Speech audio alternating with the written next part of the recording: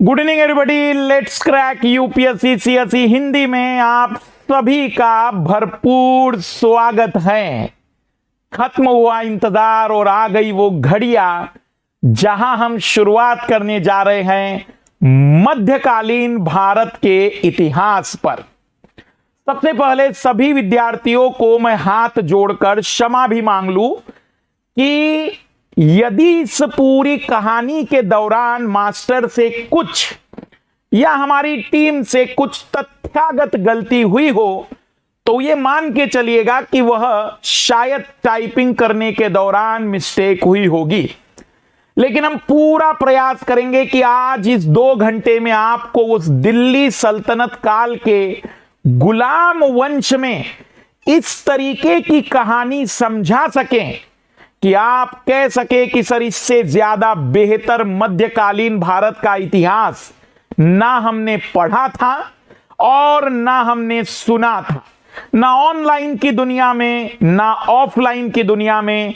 पर मध्यकाल का यह इतिहास अपने आप में अनमोल और बेहतरीन तरीके से आपने समझाया है। पूरा प्रयास रहेगा कि आप कहीं से कहां तक कहानी को न ब्रेक हो। और हमारी टीम ने कल रात से लेकर मतलब अभी जस्ट मैं कह सकता हूं कि 6:30 बजे मेरे पास पीडीएफ आई है। 6:30 बजे मतलब लगभग पूरे 18 घंटे 20 घंटे इस गुलाम वंश के पूरे कंटेंट को बनाने में हमारी टीम ने दिन रात की मेहनत की है। और जरूर कमेंट्स करिएगा क्लास के बाद कि आज की कक्षा आप लोगों को कैसे लगी। जरूर सूचित करा करिए, क्योंकि हमारी टीम आपके कमेंट्स को देखकर न केवल उत्साहित होगी बल्कि पूरे जोश के साथ वो अपने अगले पार्ट को भी कवर करेगी। हमारे प्राचीन काल भारत के इतिहास की जो सीरीज है जिसमें हम जैन धर्म शुरू करने वाले हैं वो भी चलता जाएगा और इधर मध्यकाल भी शुरू कर रहे हैं ताकि जल्द से जल्द प्राचीन और मध्यकालीन भारत के इतिहास का समापन कर सके। आइए लाल लालियों, और बिल्कुल मतलब खाना पीना सब छोड़ देना, 2 घंटे समर्पित कर दो आज मास्टर को अपनी जिंदगी के। इस 2 घंटे में मैं तुम्हें इतना ज्ञान देना चाहता हूं कि तुम्हें लगना चाहिए कि सर 5 दिन भी इतना ज्ञान नहीं मिलता जितना कि 2 घंटे में आपने हमें बता दिया। आइए बिना किसी देरी के शुभारंभ करते हैं आज की कक्षा का। एग्जाम रस एक्सक्लूसिव चैनल है जिस पर कदम कदम बढ़ाए जा और आरंभ है प्रचंड की सीरीज का आनंद ले सकते हैं। अपनी तैयारी की शुरुआत करिए भारत की सबसे बड़ी एनर्जेटिक टीम के साथ। इस समय आप यदि कॉम्बो ऑप्शन चुन रहे हैं तो आपको मिलता है ऑप्शनल और जीएस का कंप्लीट पैकेज 1 ईयर 2 ईयर और 3 ईयर का बहुत ही मिनिमम प्राइस के साथ, क्योंकि आपको ऑप्शनल का कोई भी पेमेंट देने की जरूरत नहीं है। आइकॉनिक सब्सक्रिप्शन में personal coach, mains question answer practice का ऑप्शन है। एमके लाइव रिफर कोड आपको यूज करना है जब भी आप सब्सक्रिप्शन लेते हैं। आपके परिचय में कोई भी किसी भी प्रकार का सब्सक्रिप्शन लेता है तो उन्हें एमके लाइव रिफर कोड जरूर सूचित करिए। ऑप्शनल के लिए भी आप पॉलिटिकल साइंस और आईआर में हमारे साथ ऑप्शनल का आनंद ले सकते हैं। रेज हैंड वाला जो ऑप्शन आपके पास अब अनअकैडमी में आया हुआ है, जिसमें आप लाइव क्लास में सीधे डाउट पूछ सकते हैं और सीधा आपका रेज हैंड होने पर मास्टर आपसे कहेगा कि बताओ कहां पर तकलीफ आ रही है। 8 सितंबर से कई सारे नए बैच बन रहे हैं, ज्वाइन कर सकते हैं बैच के माध्यम से अपनी कंप्लीट प्रिपरेशन को। 22 अक्टूबर से हम लेकर आ रहे हैं कंप्लीट 1750 अंकों की प्रिपरेशन का कोर्स, जिसमें ऑप्शनल पॉलिटिकल साइंस आईआर भी होगा। सिंपल स्ट्रेटजी है, नोट्स बनाएंगे, रिवीजन करेंगे, प्रैक्टिस करेंगे, टेस्ट करेंगे। क्या आपने इससे पहले ऐसा पढ़ा? दिल्ली सल्तनत काल गुलाम वंश शुरुआत कर रहे हैं। सबसे पहले मैं आपको थोड़ा सा इतिहास के बारे में बता दूं, यह बात मानते हुए कि मेरे लाल लाली आज जिंदगी में पहली बार मेरे कारण इस चैनल पर आकर अपने इतिहास का ज्ञान बढ़ाने का मन बना चुके हैं। आइए लाल लालियों, इतिहास को हम मुख्य रूप से वैसे 3 भागों में बांटते हैं। एक ऐसा ऐतिहासिक काल जिसके बारे में कोई भी ना लिखित, ना ही हम कह सकते हैं कि कोई प्रमाण ही नहीं है हमारे पास, केवल कुछ अनुमान है। ऐसा इतिहास जिसके बारे में हमारे पास कुछ भी लिखित साक्ष्य नहीं होते हैं, हम उसे कहते हैं कि वह प्रागैतिहासिक काल है, जिसमें पाषाण काल पढ़ा जाता है। वैसे तो पाषाण काल को मैं कहूं तो मानव की उत्पत्ति, जिसमें मानव के आदि मानव वाले कैरेक्टर हम पढ़ेंगे, जिसमें बायोलॉजी वाले मानव की बात करते हैं, किस प्रकार के मानव का उदय हुआ, फिर कहानियां पता चलती है कि मानव की अस्थियां उधर मिली, इधर मिली, फिर कनेक्टिविटी जोड़ते हैं कि वो मानव ऐसा था, वो औजार बनाना जानता था, वो आग की खोज करने वाला था। वो इतिहास जो होता है वो पाषाण काल का इतिहास है। आद्य ऐतिहासिक है, जिसके प्रमाण है, जिसके साक्ष्य हैं, लेकिन उसकी भाषा आज तक हम नहीं समझ सके हैं। उसके उपयोग किए गए प्रतीक चिन्हों को अभी तक हम नहीं जान पाए हैं। तो ऐसा इतिहास जिसके बारे में जानकारी तो है लेकिन हम उसे अभी तक पढ़ नहीं पाए हैं, वो आद्य ऐतिहासिक कहलाता है। और हम जिस इतिहास की बात कर रहे हैं वो इतिहास जिसके बारे में प्रामाणिक साक्ष्य भी हैं, हम लिखित में सारी चीजें जानते हैं और बेहतर तरीके से उस समय के बारे में अनुमान लगा सकते हैं कि उस समय की कला संस्कृति कैसी थी, उस समय के राजा महाराजा जैसे विचार रखते थे, उनका किस तरीके का प्रभुत्व रहा होगा, वो इतिहास कहलाता है। तो लाल लालियों, हम बात करने जा रहे हैं सबसे पहले प्राचीन भारत के इतिहास पर। प्राचीन भारत का इतिहास लगभग 2350 ईसा पूर्व से 712 ईस्वी तक माना जाता है। 2350 ईसा पूर्व, इसका तात्पर्य यह हुआ मेरे लाल लालियों कि ये 2100 पकड़ लो और ये 2300 जोड़ दो तो लगभग 4500 साल से लेकर तो 712 ईस्वी तक 5000 वर्ष का प्राचीन भारत का इतिहास है। 5000 वर्ष पूर्व का प्राचीन भारत का इतिहास है। मध्यकालीन भारत का इतिहास 712 से लेकर 1757 तक। क्यों मध्यकालीन कहेंगे हम उसे, उस पर भी बातचीत करेंगे। पहले थोड़ी क्रोनोलॉजी समझ लेते हैं। क्रोनोलॉजी कहती है कि प्राचीन भारत का इतिहास 2350 ईसा पूर्व से 712 ईस्वी तक तकनीकी दृष्टि से वर्तमान से लगभग 25 लाख वर्ष पूर्व पाषाण काल से भी मान सकते हैं, क्योंकि प्राचीन भारत के इतिहास का पहला काल पाषाण काल है, जिसके बारे में कोई ऐतिहासिक साक्ष्य नहीं, केवल अनुमान है, कल्पनाएं हैं। तो उस समय से भी हम मान सकते हैं, लेकिन अगर तकनीकी रूप में ना मानकर ऐतिहासिक दृष्टिकोण से माने तो लगभग 5000 साल का प्राचीन भारत का इतिहास हम पढ़ सकते हैं। 2350 ईस्वी से लेकर 712 तक का भी टाइम पीरियड आप इसमें जोड़ सकते हैं। आइए लाल लालियों, इसके बाद आता है मध्यकालीन भारत, 712 ईस्वी से लेकर 1757 तक का। इस मध्यकालीन भारत के 2 चैप्टर हैं। एक है पूर्व मध्यकालीन इतिहास। क्यों पूर्व मध्यकालीन कहते हैं? वास्तविक रूप में जब भी इतिहास को लिखा जाता है तो इतिहास लेखन करते समय इतिहासकार इतिहास को सरल करना चाहता है, तो वो ही देखता है कि कहां पर व्यवस्था में आमूलचूल परिवर्तन आए। जहां से आमूलचूल परिवर्तन आते हैं वहां से वो एक नया चैप्टर नाम देता है। जैसे कि हम कहते बाल्यावस्था, बाल्यावस्था के बाद युवावस्था, जिसमें हम कहेंगे कि लड़कों में दाढ़ी मूंछ का विकास होगा, तो आमूलचूल परिवर्तन, तो हम कहेंगे कि युवा अवस्था आ गई।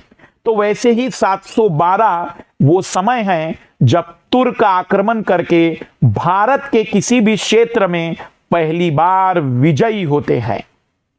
लेकिन वो पूर्व मध्यकालीन भारत का इतिहास मैं तब पढ़ाऊंगा जब मैंने प्राचीन भारत का इतिहास कंप्लीट कर लिया होगा। तो प्राचीन भारत के इतिहास की सीरीज जब कंप्लीट होगी तब इसको मैं कनेक्ट कर दूंगा और आपको कहूंगा कि 712 से 1192 तक की कहानी कुछ ऐसी थी। आज जो मैं आपको पढ़ाने वाला हूं इतिहास, वो 1192 ईस्वी से लेकर 1757 तक ले जाने की मेरी कोशिश होगी, जिसमें अभी हम केवल 1192 से लेकर लगभग 100 वर्ष के आसपास का इतिहास पढ़ने वाले हैं, या 100 वर्ष से भी कम वर्षों का इतिहास 2 घंटे में पढ़ने वाले हैं। सोचिए, 100 वर्ष की कहानी केवल 2 घंटे में समझने वाले हैं। हम आज यहां से शुरुआत कर रहे हैं, जिसे उत्तर मध्यकालीन इतिहास के नाम से जानते हैं। सारे रीजन बताऊंगा। फिर आधुनिक भारत का इतिहास 1757 से लेकर वर्तमान तक, जिसके 2 चैप्टर हैं, आजादी से पहले का और आजादी से बाद का, जो हम ऑलरेडी कंप्लीट कर चुके हैं। तो आइए, पहले तो हमारी टीम ने एक मैसेज आप लोगों के लिए भेजा है। आइए जानते हैं टीम का मैसेज। आप में से कई लोगों ने कमेंट्स किए थे कि सर आज आपने मध्यकालीन भारत और आर्ट एंड कल्चर की क्लास कही थी, लेकिन एक भी क्लास का अनाउंसमेंट हुआ लेकिन हो नहीं रही है। तो टीम एमके लाइव आपसे कुछ कहना चाहती है, बस मैं अपनी तरफ से टीम एमके लाइव के शब्द दे रहा हूं। एमके लाइव कंटेंट टीम का मुख्य उद्देश्य आपको समग्र और अवधारणात्मक समझ पर आधारित अध्ययन सामग्री उपलब्ध करवाना है। टीम की ओर से समय पर सभी क्लासेस को करवाने का पूरा प्रयत्न किया जाता है, किंतु कई बार कंटेंट में किसी प्रकार की कमी अथवा सर की संतुष्टि नहीं होने के कारण से क्लास विलंबित हो जाती है। उसके लिए आपसे हम क्षमा प्रार्थी है। टीम एमके लाइव का उद्देश्य प्रत्येक टॉपिक को समग्र तरीके से उपलब्ध करवाना है, ताकि क्लास के बाद उस टॉपिक के लिए आपको किसी किताब अथवा अन्य क्लास की आवश्यकता नहीं पड़े और एक ही क्लास से सभी पक्षों का अध्ययन पूर्ण हो जाए। पुनः विलंब के लिए क्षमा का निवेदन। Content team MK live. तो जो क्लास की देरी हुई उसमें एक बड़ा कारण मैं भी हूं, क्योंकि कई बार मुझे जब तक लगता नहीं है कि नहीं ये मटेरियल ऐसा नहीं है कि मेरे लाल लाली बिल्कुल सरल भाषा में समझ सके। मैं एक चीज दावे के साथ कह रहा हूं, जिस सरल भाषा के साथ आज मध्यकालीन भारत का इतिहास आप पढ़ोगे, सच में इससे ज्यादा सरल लैंग्वेज आपको शायद ही कहीं मिल पाए, शायद ही कहीं मिल पाए। आइए शुरुआत करते हैं। मध्यकालीन भारत का इतिहास कहां से शुरू होता है? 712 ईस्वी से लेकर 1757 ईस्वी तक, और इसमें 2 पार्ट में हम पढ़ते हैं, पूर्व मध्यकालीन इतिहास और उत्तर मध्यकालीन इतिहास। जैसे कि ऋग्वैदिक काल में ऋग्वैदिक काल और उत्तर वैदिक काल के रूप में हमने पढ़ा था। जैसे कि आधुनिक भारत को आजादी से पहले और आजादी के बाद पढ़ेंगे, वैसे ही मध्यकालीन भारत को 712 ईस्वी से लेकर 1757, लगभग 1000 वर्ष का इतिहास है, जिसमें हम शुरुआत करने वाले हैं 1192 ईस्वी से लेकर 1757 तक। लेकिन सबसे पहले समझते हैं एक कहानी, और मैं आपको फिर लेकर चलूंगा टाइम मशीन में। और आज टाइम मशीन में हम जो पूरा दौरा करेंगे वो भारत के दिल्ली क्षेत्र का कहिए, वर्तमान के पाकिस्तान के लाहौर सिंध क्षेत्र का कहिए। हम आपको इस टाइम मशीन में आज दिखाएंगे कि किस तरीके से राजगद्दी के लिए परिवारों में झगड़े होते हैं, किस तरीके से अपने ही लोग केवल एक स्त्री होने के कारण शत्रु बन जाते हैं, किस तरीके से हम देखेंगे कि कभी कभी कुछ शक्तिशाली अमीर लोग तय करते हैं कि उनका सम्राट कौन होगा, उनका नवाब कौन होगा। आज जब हम टाइम मशीन में बैठेंगे तो अद्भुत से रहस्य पता चलेंगे कि सच में इस दुनिया में जब हम इतिहास पढ़ते हैं तो हमें पता चलता है कि इस इतिहास ने कौन कौन सी बातों को दफना कर रखा हुआ है और हमें उससे क्या सीखना चाहिए। इतिहास को इतिहास के नजर से पढ़ना, ना हिंदू बनकर पढ़ना, ना मुस्लिम बनकर पढ़ना। इतिहास को मेरे साथ जब भी पढ़ो तो केवल एक इतिहास के विद्यार्थी के रूप में पढ़ना। सच में बहुत मजा आएगा कि इतिहास में हमें वास्तविक रूप में पता चलेगा कि चल क्या रहा है। तो सबसे पहले मैं आपको एक छोटी सी कहानी पिरोने की कोशिश कर रहा हूं, और फिर मैं आपके पीछे बताऊंगा कि 712 वाली बात ही क्यों, 1192 से ही क्यों। उन सवालों के जवाबों पर भी हम आपके सवालों का जवाब देंगे। आइए शुरुआत करते हैं। सबसे पहले मैं आपको बता दूं कि लगभग 712 ईस्वी की कहानी से मैं शुरुआत कर रहा हूं।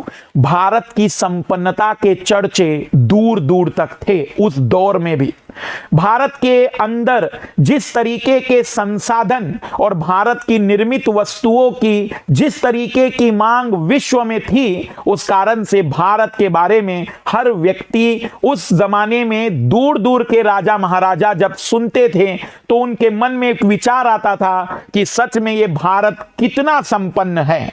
बस ऐसी ही संपन्नता की बातचीत उस दौर में भी चल रही थी।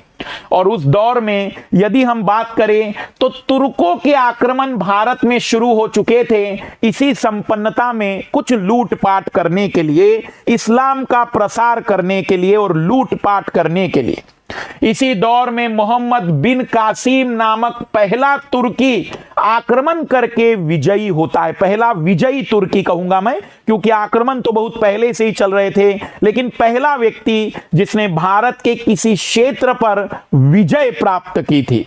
और इसी की देखा देखी में मोहम्मद गौरी जब भारत पर आक्रमण करके जहां ये केवल लूटपाट करके चला जाता है, मोहम्मद गौरी इस भारत को अपने क्षेत्र में शामिल करने के लिए आता है, मतलब इसे अपने कब्जे में करने के लिए आता है। लूटपाट के साथ साथ यहां अपना शासन स्थापित करने के दृष्टिकोण से आता है।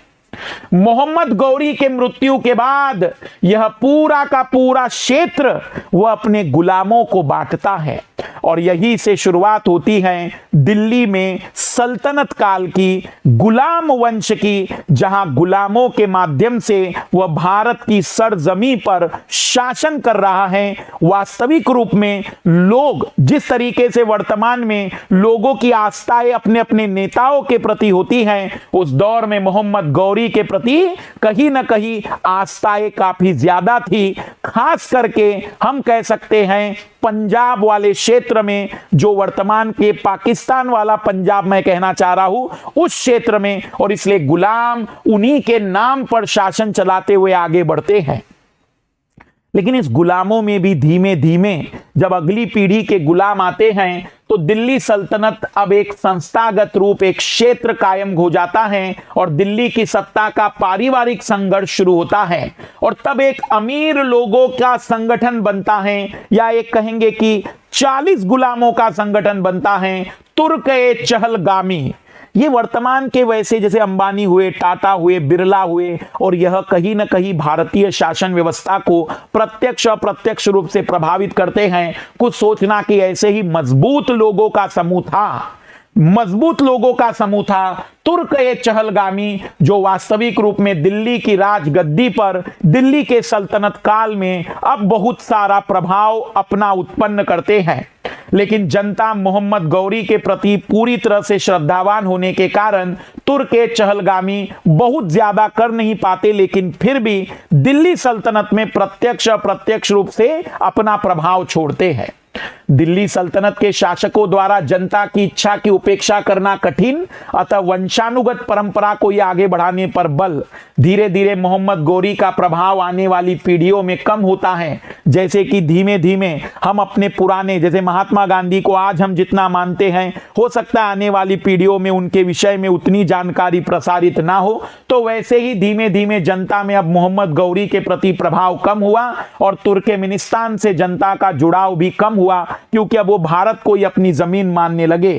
क्षेत्रीय शासकों की भूमिका का कम होना और केंद्रीय सत्ता के रूप में दिल्ली के प्रभाव का बढ़ना, दिल्ली सल्तनत के विभिन्न वंशों का आपस में द्वंद्व होना और अंतिम रूप में बाबर के द्वारा मुगल सत्ता की स्थापना करना, यही दिल्ली सल्तनत काल की कहानी है। आइए बिल्कुल जीरो से शुरू करते हैं। सभी लोग मेरे साथ इस टाइम मशीन में बैठ जाइएगा, जो एक काल्पनिक टाइम मशीन में लेकर चल रहा हूं और जिसमें हम सभी लोग अब उन सभी जगहों की यात्रा करेंगे जहां जहां मैं आपको लेकर जाऊंगा और उनके बारे में कुछ बातें बताते चलूंगा कि यहां पर ऐसा हो रहा है, वहां ऐसा हो रहा है। अब इन परिस्थितियों में सोचिए कि किस तरीके के लोग और किस तरीके की सत्ता का यहां पर उपयोग दुरुपयोग किया जाएगा। तो सभी लोग अपने कमर की पेटी बांध दीजिए। शुरुआत कर रहे हैं मध्यकालीन भारत में, उत्तर मध्यकालीन भारत में जाने की। लेकिन उत्तर मध्यकालीन भारत में ले जाने से पहले मैं तुम्हें थोड़ा पीछे की ओर ले जाना चाहता हूं टाइम मशीन में, ताकि थोड़ा 712 वाली कहानी को समझाते हुए, पृष्ठभूमि बनाते हुए तुम्हें 1192 वाली जगह पर खड़ा करूंगा और तुम्हें दिखाऊंगा इतिहास को गुजारते हुए कि देखो इतिहास कैसे गुजरता है। तो अपनी पेटियां बांध लीजिए और शुरुआत कर रहे हम लोग पूर्व मध्यकालीन भारत का इतिहास। पूर्व मध्यकालीन भारत का इतिहास 712 ईस्वी से लेकर हम इसे 1192 तक मानते हैं। इस थोड़ी सी पृष्ठभूमि को जान लेते हैं। 712 ईस्वी से 1192 के बारे में मैं आप लोगों को समझाने जा रहा हूं। वस्तुतः पूर्व मध्यकालीन भारत का इतिहास 712 ईस्वी से प्रारंभ होकर 1192 में समाप्त होता है। 712 ईस्वी से ही पूर्व मध्यकालीन भारतीय इतिहास के प्रारंभ होने का प्रमुख कारण अरबों की भारत पर पहली विजय प्राप्त होना है। अरब लोगों की 20 जून 712 को मोहम्मद बिन कासिम और सिंध के शासक राजा दाहिर के बीच युद्ध हुआ और जिसमें मोहम्मद कासिम की जीत हुई। पहली बार एक अरबी भारत की जमीन पर विजय प्राप्त करता है।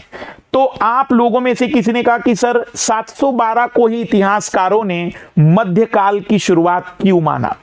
तो इस सवाल का जवाब मैंने दिया कि वैसे तो अरबों का आक्रमण भारत को लूटने के लिए काफी लंबे समय से चल रहा था। भारत का मतलब वर्तमान का भारत मत लेना, भारत का मतलब पाकिस्तान, अफगानिस्तान, ये क्षेत्र भी लगभग भारत के दायरे में, खास करके अब पाकिस्तान वाला सिंध प्रांत जो है पूरी तरह से भारत ही समझना।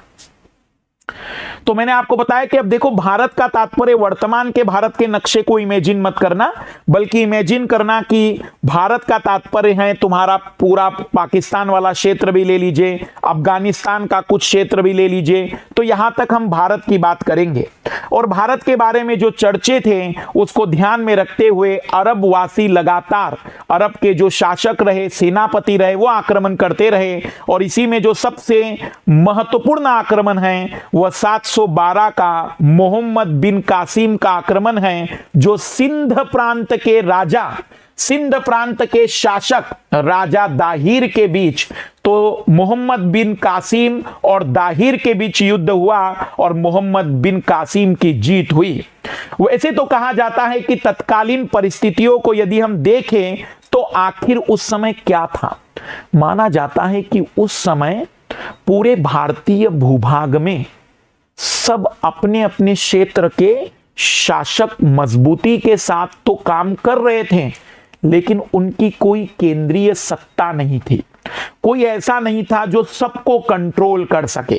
सब लोग एक दूसरे से लड़ रहे थे अपने क्षेत्र को विस्तारित करने के लिए। लेकिन जैसे कि हम जानते हैं मुगल काल में दिल्ली का शासन, या हम जैसे जानते थे कि महाजनपद में मगध शक्तिशाली था, या जैसे कि हम जानते थे कि ऋग्वैदिक काल हो या उत्तर वैदिक काल हो, एक केंद्र होता था जो सभी को कंट्रोल करता था।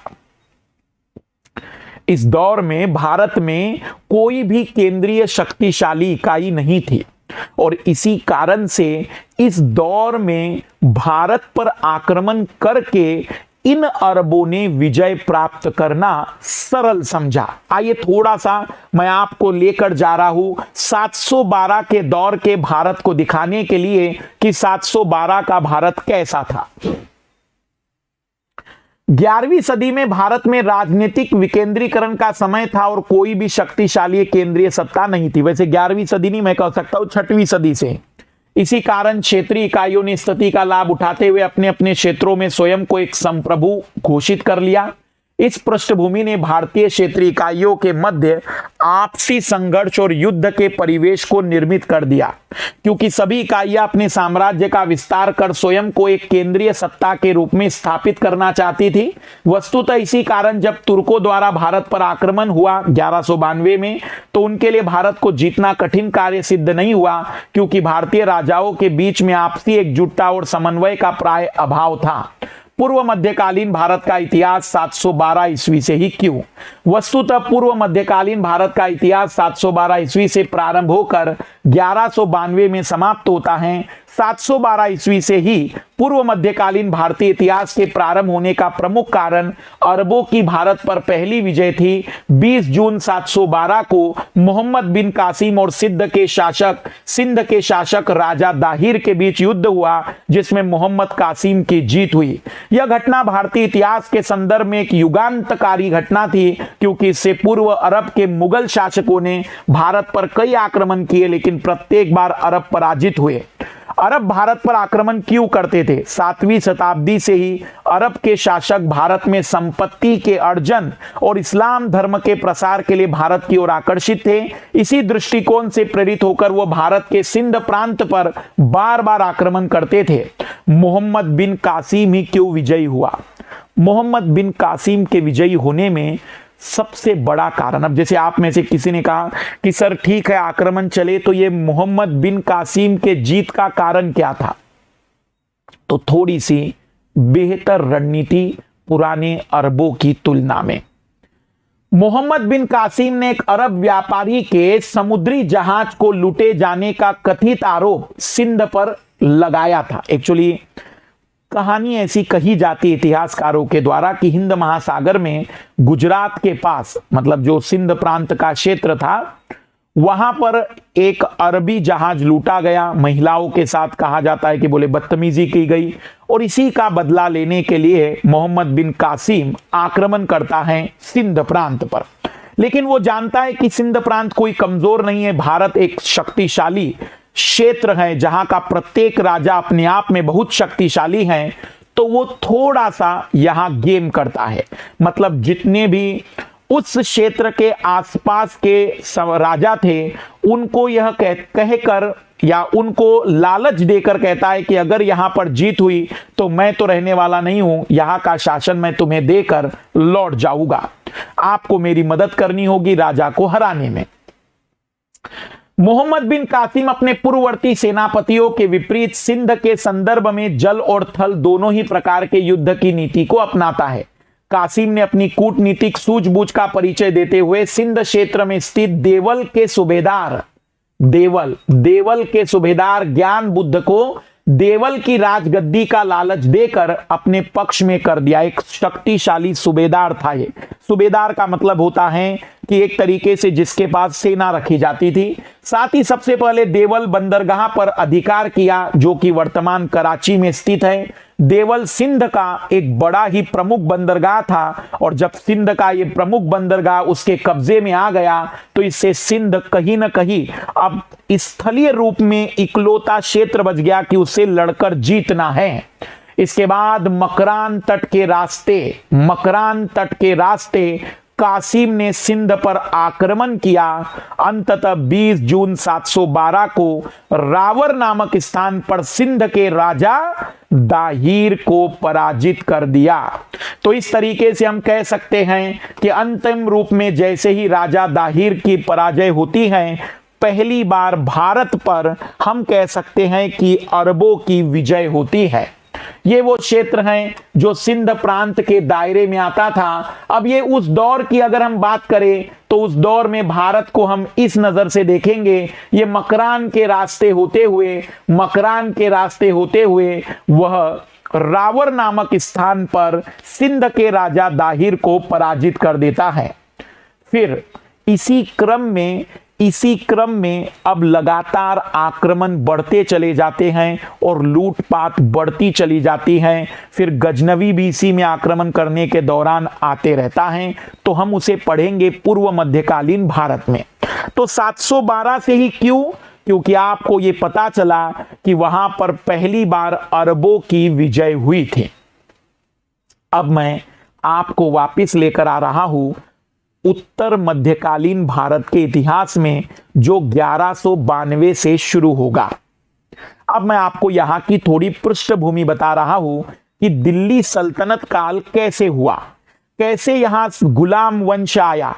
दिल्ली सल्तनत काल में अचानक दिल्ली सल्तनत काल अवतरित तो नहीं हुआ होगा, कुछ न कुछ तो घटनाक्रम हुए होंगे।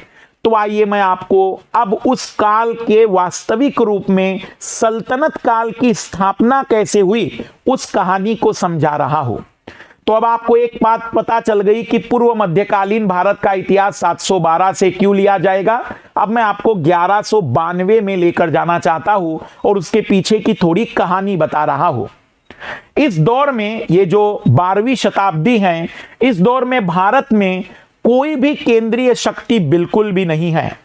इसी दौर में लगातार तुर्कों के आक्रमण, अफगानों के आक्रमण, अरबों के आक्रमण बढ़ ही रहे थे। अब उसी में से एक गौरी क्षेत्र या गौड़ क्षेत्र का जो सेनापति कहिए मोहम्मद गौरी भारत पर आक्रमण करता है। तराइन का पहला युद्ध लड़ा जाता है।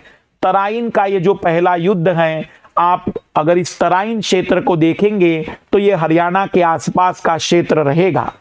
आइए मैं आपको 1192 के थोड़े घटनाक्रम को समझा सकूं ताकि दिल्ली सल्तनत काल को स्थापना कराकर इतिहास के आगे के पन्नों को पलटा सकूं।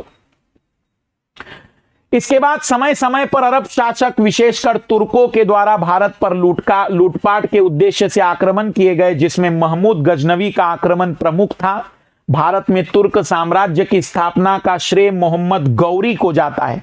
गजनवी तो लूटपाट के नजर से आता था, गौरी को जाता है, जो कि अलाउद्दीन जहान सोज का एक सेनापति था। एक तुर्की सम्राट अलाउद्दीन जहान सोज का एक सेनापति था।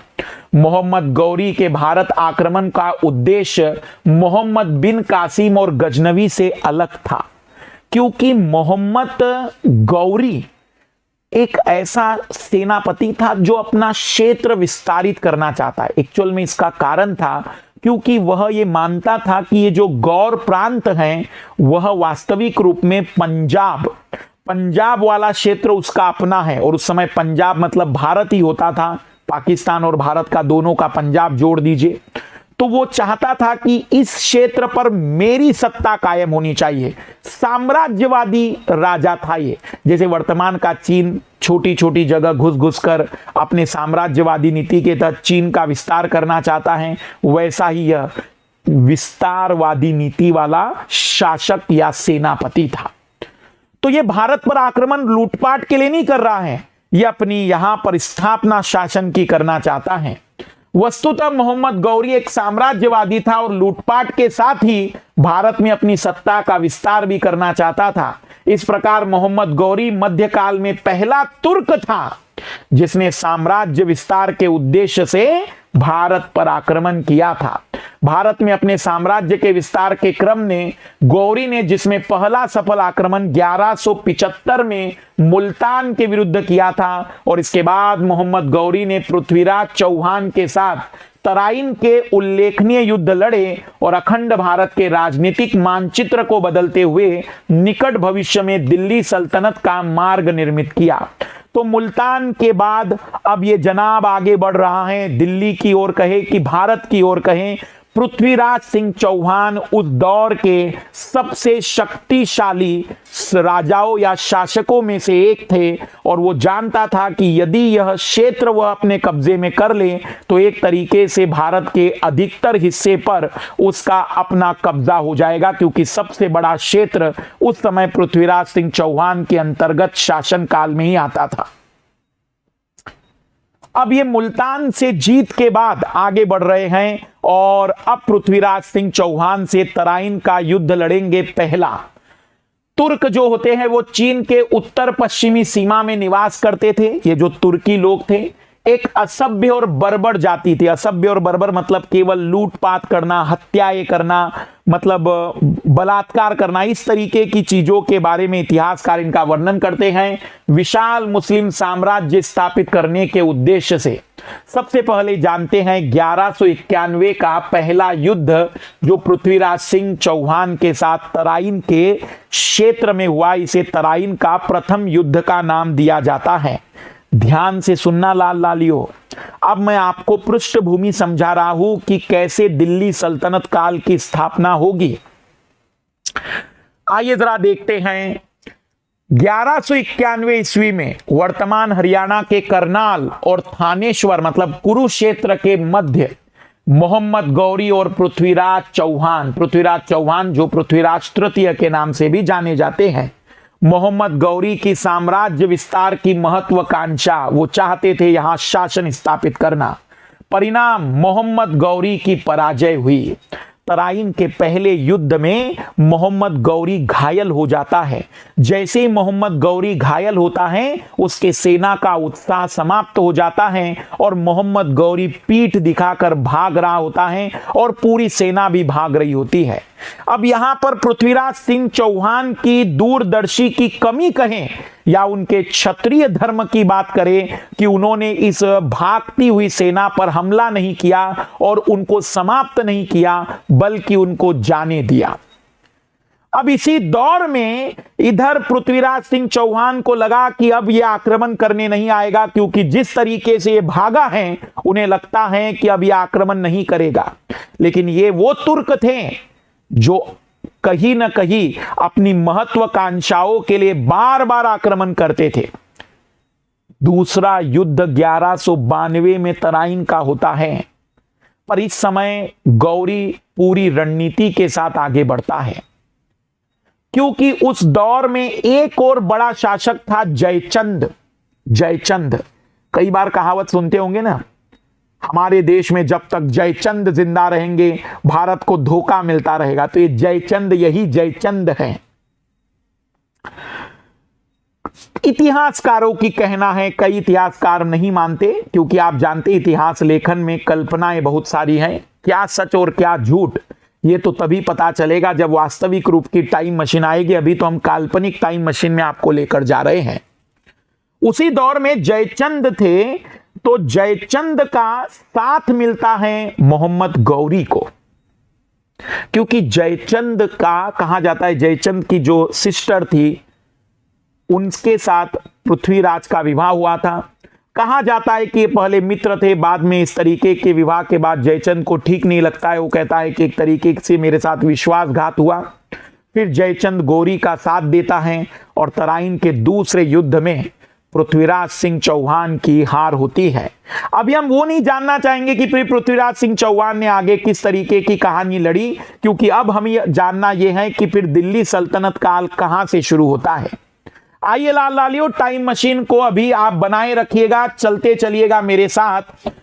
मोहम्मद गौरी तराइन के पहले युद्ध में हारता है, क्योंकि पृथ्वीराज चौहान को अन्य राजपूतों का सहयोग प्राप्त होता है। स्वयं भी एक शक्तिशाली शासक था। युद्ध के बाद क्या हुआ, तो तराइन के युद्ध में पृथ्वीराज चौहान की, पहले तराइन के युद्ध में पृथ्वीराज चौहान की जीत अवश्य हुई, किंतु इस जीत का एक प्रमुख कारण युद्ध में मोहम्मद गौरी का घायल हो जाना था, और जिस कारण गौरी की सेना में उत्साहहीनता आ गई। घायल होने के कारण मोहम्मद गौरी को युद्ध भूमि से प्रस्थान करना पड़ा। इसी दौरान पृथ्वीराज चौहान ने सबसे बड़ी गलती अथवा अदूरदर्शिता का परिचय दिया तथा युद्ध भूमि से प्रस्थान कर रही सेना का पीछा नहीं किया।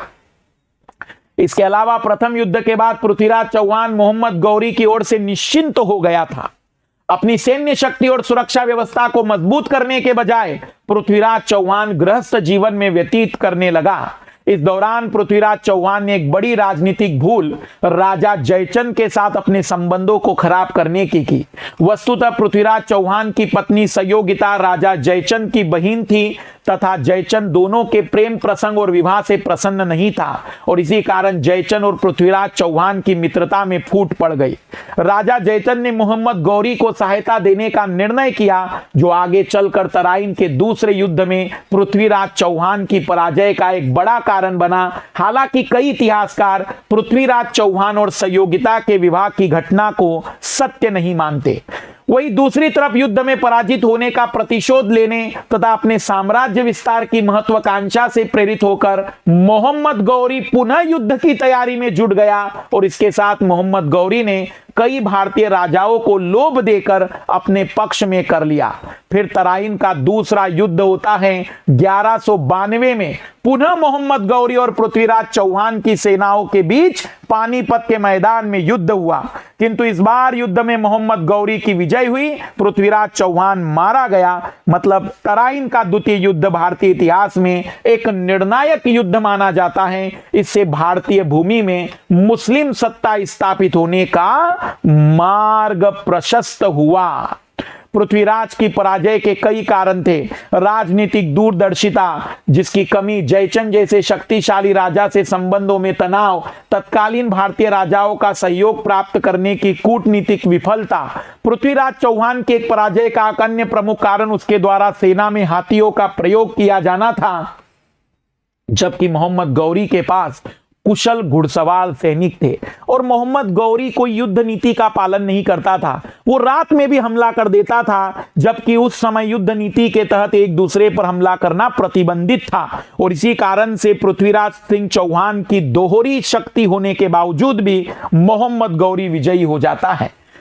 मोहम्मद गौरी ने युद्ध नीति का पालन नहीं करते हुए रात्रि काल में कई बार पृथ्वीराज चौहान की सेना पर आक्रमण किया। इसी कारण मोहम्मद गौरी की सेना की तुलना में लगभग दोगुनी सेना होने के कारण भी पृथ्वीराज चौहान पराजित हो गया। इस विजय के बाद मोहम्मद गौरी ने अपने सबसे विश्वास पात्र और युद्ध में उल्लेखनीय भूमिका निभाने वाले गुलाम कुतुबुद्दीन ऐबक को प्रशासन नियुक्त किया और स्वयं वापस लौट गया। इस क्षेत्र का शासक डिक्लेयर कर दिया कुतुबुद्दीन ऐबक को और चला गया। अब सवाल किसी ने कहा कि सर ये वापस क्यों चला गया? क्योंकि उसके लिए तो अपना क्षेत्र जो था वो ज्यादा जरूरी था, वो तो अपना साम्राज्य विस्तार करने के लिए फिर चला जा रहा है। अब वो सब जगह साम्राज्य विस्तार करना चाहेगा। वास्तविक रूप में गौरी को कोई संतान नहीं थी, इसलिए उसने अपने सारे शासन को 3 गुलामों में बांटा था। आगे बढ़ते हैं, अब कहानी कहां जा रही है। मोहम्मद गौरी वापस क्यों लौट गया? 1173 ईस्वी मोहम्मद गौरी गजनी तथा हेरात के मध्य स्थित एक छोटे से पहाड़ी क्षेत्र गजनी का शासक बना। गजनी का शासक होने के कारण गौरी स्वयं पंजाब क्षेत्र का वैध शासक मानता था, क्योंकि पहले पंजाब गजनी साम्राज्य का ही एक अंग था। मोहम्मद गौरी एक महत्वाकांक्षी शासक भी था। कहानी को मैं संक्षिप्त में बता दूं, यह वास्तविक रूप में अपने साम्राज्य विस्तार को अभी और बढ़ाना चाहता था और इसीलिए वह यहाँ की सत्ता सौंपकर अपने गुलामों को सौंपकर फिर साम्राज्य के विस्तार के लिए निकल पड़ता था। पंजाब प्रांत को गजनी के अंतर्गत सम्मिलित करने के क्रम में ही मोहम्मद गौरी ने भारत पर आक्रमण किया, क्योंकि जब उसने पंजाब के एक बड़े भूभाग को अपने अधिकार क्षेत्र के अंतर्गत सम्मिलित कर लिया तो सीमावर्ती राजस्थान, राजपूताना और दिल्ली शासकों के उसका संघर्ष स्वाभाविक हो गया था और इसलिए मोहम्मद गौरी तथा पृथ्वीराज चौहान के बीच तराइन के युद्ध हुए थे। यही कारण था कि तराइन के दूसरे युद्ध में उत्तरी भारत के बड़े हिस्से पर अधिकार करने के बावजूद गजनी वापस लौट गया था, क्योंकि गौरी का उद्देश्य भारतीय भूभाग को अपने अधिकार क्षेत्र में सम्मिलित करना और तराइन के दूसरे युद्ध की विजय ने इस बात को पूरी तरह से तय कर लिया था। इस कारण गौरी ने स्वयं शासन करने के बजाय अपने गुलाम कुतुबुद्दीन ऐबक को प्रमुख नियुक्ति करते हुए वापस लौट गया। हालांकि मोहम्मद गौरी के एक प्रकार से अपने सैन्य विश्राम के उद्देश्य से भी वापस गया था। 1206 में मोहम्मद गौरी ने पंजाब के खोखर जनजाति के विद्रोह को दबाने के लिए भारत पर अंतिम आक्रमण किया था। इस अभियान के दौरान दमयक पश्चिम पाकिस्तान के पास गौरी की हत्या कर दी गई। गौरी इस समय सिंध नदी के तट पर नमाज पढ़ रहा था और गौरी अपनी मृत्यु से पूर्व ही अपने दासों को अपना उत्तराधिकारी नियुक्त कर दिया था। 1206 में मोहम्मद गौरी की मृत्यु के बाद उसके संतानहीन होने के कारण उसके साम्राज्य को 3 गुलामों में बांट दिया गया। यल्दोज को गजनी का राज्य क्षेत्र मिला, यल्दोज गुलाम को, कुंबाचा को सिंध और मुल्तान का राज्य मिला और कुतुबुद्दीन ऐबक को भारतीय राज्य क्षेत्र मिल गया था। कुतुबुद्दीन ऐबक को तो 3 गुलाम थे, यल्दोज, कुंबाचा और कुतुबुद्दीन ऐबक, जिसमें हमें जानना है इस जनाब के बारे में। तो अब आपके दिमाग में एक पृष्ठभूमि बन चुकी है और मैं आपको अब उत्तर मध्यकालीन भारत की स्थापना का कारण समझा चुका हूं और मैंने आपको इस इतिहास के अध्याय में यह बता दिया है कि 1206 में जब गौरी की मृत्यु होती है तो उसके बाद कुतुबुद्दीन ऐबक को भारतीय क्षेत्र दिया जाता है। भारतीय क्षेत्र लाहौर तक था। उस समय कुतुबुद्दीन ऐबक वास्तविक रूप में लाहौर आता है और लाहौर से पूरे भारतीय क्षेत्र का संचालन करता है, क्योंकि लाहौर उस समय राजधानी थी एक तरीके से कुतुबुद्दीन ऐबक के शासनकाल में। आइए लाल लालियो, जीवन को आगे बढ़ाते हैं और इसी इतिहास के क्रम में आगे बढ़ते हैं। दिल्ली सल्तनत काल। अब शुरू होता है उत्तर मध्यकालीन भारत का इतिहास, जिसमें हमें 5 वंश पढ़ने हैं। 5 वंश पढ़ने हैं। 1206 से 1526 ईस्वी तक भारत पर शासन करने वाले 5 वंश के सुल्तानों के शासनकाल को दिल्ली सल्तनत, सल्तनते हिंद या सल्तनते दिल्ली कहा जाता है। प्रारंभ में तुर्की प्रशासन, दिल्ली सल्तनत काल सैनिक प्रधान था। सैनिक मतलब वहां राजाओं की जगह पर युद्ध और केवल अपने क्षेत्र पर सैनिक नियंत्रण करने का लक्ष्य होता था, क्योंकि इसका प्रमुख उद्देश्य अपने साम्राज्य का विस्तार करना और अर्जित किए गए साम्राज्य को सुरक्षित रखना था। दिल्ली सल्तनत काल 1206 से लेकर 1526, क्योंकि 1526 में बाबर आएगा और वह मुगल का स्थापना करेगा, मुगल वंश का। तो अभी हम दिल्ली सल्तनत काल तक पहुंच रहे हैं। इस कहानी में मैंने आपको बताया कि भारत की स्थिति ऐसी थी कि कोई केंद्रीय सत्ता नहीं थी, और जैसे ही केंद्रीय सत्ता नहीं थी तो यहाँ के सबसे शक्तिशाली राजा थे एक तरीके से पृथ्वीराज सिंह चौहान, और फाइनली जब उनको हरा दिया गया तो भारत के राज व्यवस्था में आमूलचूल परिवर्तन आने लगे। कला, संस्कृति, समाज, धर्म सब चीजें बदलने लगी। इसीलिए हम इसे कहते हैं कि यहां से उत्तर मध्यकालीन इतिहास का प्रारंभ होता है। हम इसे कहेंगे कि ये 1206 से 1526 तक चलता है। 5 वंश इसमें आएंगे। सबसे पहला आएगा गुलाम वंश, जिसे मामलुक वंश भी कहते हैं, क्योंकि मामलुक शब्द भी गुलाम ही कहलाता है, पर इसे इल्बरी वंश भी कहा जाता है। फिर आज हम इसी को कंप्लीट करेंगे। 1206 से 1290, 84 वर्ष का इतिहास 2 घंटे में पढ़ाने वाला हूं मैं आज। फिर हम खिलजी वंश को देखेंगे, तुगलक वंश को देखेंगे, सैयद वंश पर आएंगे और लोदी वंश को पढ़ेंगे अगली क्लास में। आज हमें जानना ये गुलाम वंश, मामलुक वंश और इल्बरी वंश, 84 वर्ष का इतिहास। अब आप सोचिए, भारत की आजादी को 75 साल हुए हैं, कितनी सरकारें आई और गई हैं। तो इस 84 वर्ष में भी तो कई राजा आए और गए होंगे, भले ही वो गुलाम वंश होगा, लेकिन इस गुलाम वंश में भी कई राजा आए और गए। हम कुछ महत्वपूर्ण राजाओं के बारे में जानेंगे। तो हम शुरुआत करेंगे गुलाम वंश की, पर पहले समझ लेते हैं इन 5 वंशों के संस्थापकों के बारे में। गुलाम वंश की स्थापना कुतुबुद्दीन ऐबक ने की, खिलजी वंश की जलालुद्दीन खिलजी ने की, तुगलक वंश की गयासुद्दीन तुगलक ने की, सैयद वंश की खिज्र खान ने की, लोदी वंश की बहलोल लोदी ने की। हमें गुलाम वंश पढ़ना है। गुलाम वंश में हम पढ़ेंगे 1206 से 1210 कुतुबुद्दीन ऐबक, फिर इल्तुतमिश, रजिया सुल्तान, मुइजुद्दीन बहराम शाह, अलाउद्दीन मसूद शाह, नसीरुद्दीन महमूद, गयासुद्दीन बलबन, बहुत लंबा शासनकाल है इनका। गयासुद्दीन बलबन 20 साल तक का शासनकाल है इनका। फिर शमशुद्दीन कुरमर्श, जो कि सबसे अंतिम गुलाम वंश के शासक थे, वैसे बालक था, बच्चा था ये। तो ये हैं गुलाम वंश। तो दिल्ली सल्तनत काल 5 वंशों से मिलकर बना है।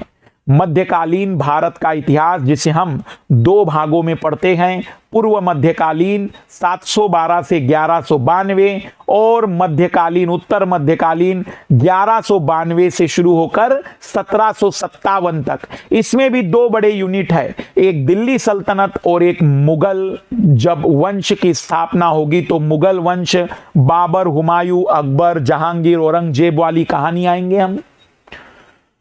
दिल्ली सल्तनत के 5 वंश में पहला वंश है गुलाम वंश, और इस गुलाम वंश के 84 वर्ष के शासन में हम देखेंगे इन 8 राजाओं के शासनकाल को। कुतुबुद्दीन ऐबक, इल्तुतमिश, रजिया सुल्तान, मुइजुद्दीन बहराम शाह, अलाउद्दीन मसूद शाह, नसीरुद्दीन महमूद, गयासुद्दीन बलबन, शमसुद्दीन क्यूमर्श। गुलाम वंश मध्यकालीन भारत का एक राजवंश था। वैसे राजवंश की जगह गुलाम वंश इसलिए कहलाता है क्योंकि राजा के बेटे या राजाओं के जो वंश होते उन्हें राजवंश कहते हैं। इस वंश का पहला शासक कुतुबुद्दीन ऐबक था, जिसे मोहम्मद गौरी ने पृथ्वीराज चौहान को हराने के बाद भारतीय क्षेत्र का प्रमुख नियुक्त किया। इस वंश के संस्थापक राजा ना होकर गुलाम थे और इसलिए इसे राजवंश के बजाय केवल वंश ही कहा जाता है। गुलाम वंश का प्रथम शासक कुतुबुद्दीन ऐबक तथा गुलाम वंश का अंतिम शासक क्यू मर्श था। गुलाम वंश को इतिहासकारों ने अलग अलग नामों से संबोधित किया है। 3 नाम दिए जाते हैं गुलाम वंश को, ध्यान पूर्वक सुनते चलना लाल लालियो। गुलाम वंश क्योंकि इस वंश के कुछ शासक गुलाम थे, जैसे कुतुबुद्दीन ऐबक। गुलाम मतलब एक्चुअल में कुतुबुद्दीन ऐबक गौरी का इतना सम्मान करते थे और उस समय गौरी का नाम इतना था कि स्वयं अपने आप को सम्राट शासक घोषित करना जनता का विद्रोह हो सकता था। इसलिए गुलाम के तौर पर शासन करने की जिम्मेदारी कुतुबुद्दीन ऐबक ने निभाई। लेकिन कुतुबुद्दीन ऐबक के बाद धीमे धीमे जैसे जैसे गौरी का प्रभाव कम होगा, अब यहां के जो शासक होंगे वो अपने आप को शक्तिशाली बनाने का प्रयास करेंगे और आम जनता का विश्वास भी प्राप्त करने की कोशिश करेंगे। इसे मामलुक वंश भी कहते हैं क्योंकि मामलुक का अर्थ भी गुलाम होता है, जिसके माता पिता स्वतंत्र हो या ऐसे दास जिन्हें सैनिक कार्य में लगाया जाता है। इल्बरी वंश, यह नाम सर्वाधिक उपयुक्त नाम है क्योंकि कुतुबुद्दीन ऐबक को छोड़कर इस वंश के सभी शासक इल्बरी जाति के तुर्क थे। इल्बरी, तुर्क में भी इल्बरी जाति के तुर्क थे। आइए जरा जानते हैं कुतुबुद्दीन ऐबक। इनकी भी कहानी थोड़ी सी इंटरेस्टिंग इसलिए है कि देखो किस्मत कहां से कहां ले जाती है, और अगर योग्यता है तो आप भारत जैसे क्षेत्र के शासक भी बनते हैं और भारत की सबसे बड़ी एग्जाम की तैयारी करने वाला विद्यार्थी आपको पढ़ता है। देखेंगे तो आप, ये दास था, दास गुलाम था, लेकिन गुलाम को भी पढ़ना पड़ता है, गुलाम को भी पढ़ना पड़ता है। यूपीएससी के एस्पिरेंट को ध्यान पूर्वक सुनना। कुतुबुद्दीन ऐबक 1206 से 1210 तक। कुतुबुद्दीन ऐबक का जन्म तुर्किस्तान में तुर्क जनजाति में हुआ। ऐबक बचपन में ही अपने माता पिता से बिछड़ गया था। इस समय तुर्की में गुलामों की खरीद बिक्री एक सामान्य सी बात थी। बचपन में ऐबक को काजी फखरुद्दीन अजीज कूफी के द्वारा खरीद लिया गया। काजी द्वारा ऐबक का अच्छे से पालन पोषण किया गया और कुरान की शिक्षा काजी ने ऐबक को दी। कुतुबुद्दीन ऐबक को कुरान सिखाया। कुरान का ज्ञाता होने के कारण ऐबक को कुरान खां भी कहा जाता था। काजी की मृत्यु के बाद उसके पुत्रों ने ऐबक को किसी व्यापारी को बेच दिया, क्योंकि अभी भी दास ही था वो। व्यापारी ऐबक को गजनी ले गया, जहां मोहम्मद गौरी ने ऐबक को खरीद लिया। देखिए ऐबक की खरीद फरोख्त कितनी बार हो रही है। विलक्षण प्रतिभा के कारण मोहम्मद गौरी ने ऐबक को अमीर ए आखूर अस्तबलों का प्रधान के पद पर नियुक्त किया। मोहम्मद गौरी की मृत्यु के बाद लाहौर की जनता ने गौरी के प्रतिनिधि के रूप में ऐबक को लाहौर पर शासन करने के लिए आमंत्रित किया, जिसे ऐबक ने स्वीकार किया। 1206 में ऐबक का राज्याभिषेक हुआ। सुल्तान की बजाय सुल्तान नाम तब लेता जब वो स्वतंत्र राजवंश होता। ऐबक ने मलिक या सिपह सालार की उपाधि धारण की। सिपह सालार का मतलब होता है मैं मोहम्मद गौरी के नाम पर शासन करूंगा। कुतुबुद्दीन ऐबक ने निरंतर अपना शासन लाहौर से ही संचालित किया। भारत क्षेत्र में भी, मतलब लाहौर केंद्र था उस समय, अर्थात ऐबक के काल में दिल्ली सल्तनत काल की राजधानी लाहौर थी।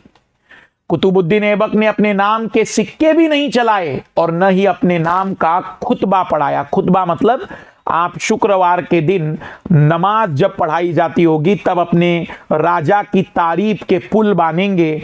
तो उन्होंने अपने गौरी मोहम्मद गौरी के सम्मान में अपने आप को कभी सुल्तान का पद नहीं दिया, तो उन्होंने ना अपने नाम के सिक्के चलाए और ना ही उन्होंने कभी खुतबा पढ़ाया।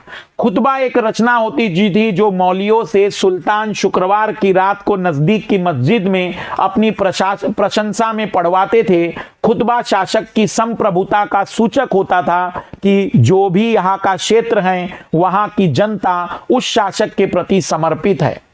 कुतुबुद्दीन ऐबक अपनी उदारता के लिए प्रसिद्ध था, जिसके कारण उसने स्वयं ही लाख बख्श नामक उपाधि धारण की थी। लाख बख्श मतलब बहुत ही उदार और बहुत ही हम कहेंगे कि नरम दिल वाला। लाख बख्श का तात्पर्य बड़ी संख्या में गुलामों को रिहा करने वाला और दानशीलता के लिए जाना जाता है। कुतुबुद्दीन ऐबक के शासनकाल के बारे में एक मत प्रसिद्ध था कि बकरी और शेर एक ही घाट पर पानी पीते हैं। मतलब कुतुबुद्दीन ऐबक ने लगभग सभी को बराबरी का दर्जा दिया, गुलामों को आजाद किया। कुतुबुद्दीन ऐबक के दरबार में कई विद्वान लोगों को भी आश्रय मिलता था। ताज उर मासीर के लेखक हसन निजामी, ताज उर मासीर के लेखक हसन निजामी, आदाब उल हर्षवा के शुजाआत के लेखक फक्र मुदाविर जैसे विद्वान इनके प्रमुख थे। मतलब कुछ ऐसे बुद्धिजीवी लोग भी इनके शासन काल में रहे हैं। नाम थोड़े कठिन है पर लाल लालियों रटना तो पड़ेंगे। कुतुबुद्दीन ऐबक ने दिल्ली में उत्तर भारत की पहली मस्जिद कुव्वत उल इस्लाम का निर्माण कराया, जो विष्णु मंदिर के स्थान पर बनाई गई। अजमेर में संस्कृत विद्यालय के स्थान पर 2.5 दिन का झोपड़ा एक मस्जिद है। कहा जाता है कि इसका निर्माण 2.5 दिन में किया गया था। तो वहां की संस्कृत विद्यालय के स्थान पर 2.5 दिन का झोपड़े का निर्माण कराया। सूफी संत कुतुबुद्दीन बख्तियार काकी, ये जैसे भक्ति काल में हम पढ़ेंगे तो एक सूफी संत थे कुतुबुद्दीन बख्तियार काकी, उनकी याद में कुतुब मीनार का निर्माण प्रारंभ करवाया, जिसे इल्तुतमिश अगले शासक के द्वारा पूरा किया जाएगा। 2.5 दिन का झोपड़ा राजस्थान के अजमेर नगर में स्थित एक मस्जिद है। माना जाता है कि इसका निर्माण सिर्फ 2.5 दिन में किया गया था और इस कारण से इसका नाम 2.5 दिन का झोपड़ा पड़ गया। कुतुब मीनार दिल्ली में ईंट लाल बलुआ पत्थर से बनी विश्व की सबसे ऊंची मीनारों में है। ऊंचाई 72.5 मीटर, यूनेस्को के द्वारा विश्व धरोहर के रूप में स्वीकृत है। तो ऐबक ने शुरुआत की थी, इल्तुतमिश और फिरोज शाह तुगलक के द्वारा इसका फिर निर्माण किया गया था। इल्तुतमिश ने वैसे इसका काम कंप्लीट कर दिया था, फिरोज शाह तुगलक फिर उसे थोड़ा सा ऊंचा करते हैं। 1210 में लाहौर में चौगान मतलब पोलो खेलते समय घोड़े से गिर जाने के कारण ऐबक की मृत्यु हो गई। इनका मकबरा लाहौर में बनाया गया। ऐबक का उत्तराधिकारी उसका अनुभवहीन व अयोग्य पुत्र आराम शाह था, किंतु इल्तुतमिश ने इसे अपदस्थ करके सिंहासन पर अधिकार कर लिया।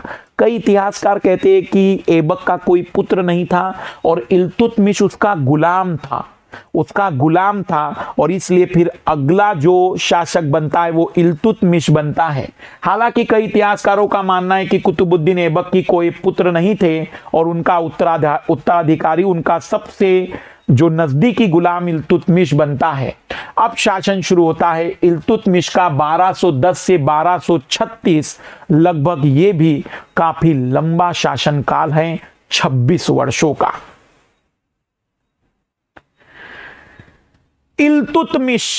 इल्तुतमिश आइए जरा लाल लालियो, थोड़ा सा इंटरेस्ट और मजबूत होगा। इल्तुतमिश वास्तव में इल्तुतमिश के जितने भी बच्चे थे ना, सब नकारे थे, मतलब बेकार थे। उनका एक बेटा था पर उसकी मृत्यु लड़ाइयों के दौरान हो चुकी होती है, तो रजिया सुल्तान को अपना उत्तराधिकारी घोषित करेगा। रजिया सुल्तान के बारे में एक बात कही जाती है कि उसके अंदर सारी योग्यता राजा बनने की, शासन करने की। मैं कह सकता हूं कि उस दौर का सबसे प्रभावी शासक बनने की। बस केवल एक कमी थी कि वो एक महिला थी, और इस कारण से उसके साथ हमेशा षड्यंत्र होते थे। ये भी थोड़ा सा इंटरेस्टिंग रहेगा, थोड़ा ध्यान से चीजों को देखते चलना। पूरा नाम था शम्सुद्दीन इल्तुतमिश, अर्थात साम्राज्य का स्वामी। इल्तुतमिश कुतुबुद्दीन ऐबक का गुलाम था, जिसे 1197 में अनिलवाड़ा के आक्रमण के समय ऐबक ने खरीदा था, लेकिन शीघ्र ही अपनी योग्यता से इल्तुतमिश इक्तेदार मतलब सामंत तथा कुतुबुद्दीन ऐबक का दामाद बन गया। कुतुबुद्दीन ऐबक की मृत्यु के समय इल्तुतमिश बदायूं उत्तर प्रदेश का इक्तेदार था। इक्तेदार आगे ही आएंगे हम। इक्ता एक जमीन का टुकड़ा होता था, क्योंकि जैसे जैसे दिल्ली सल्तनत बड़ी होने लगी तो फिर अलग अलग हिस्से को बांटा गया, और उस हिस्से को, उस भूमि के टुकड़े को इक्ता नाम दिया जाने लगा। वहां से वो राजस्व वसूल करता था, अपनी सैलरी भी वहीं से लेता था, और बचा हुआ पैसा राजा को सौंपता था।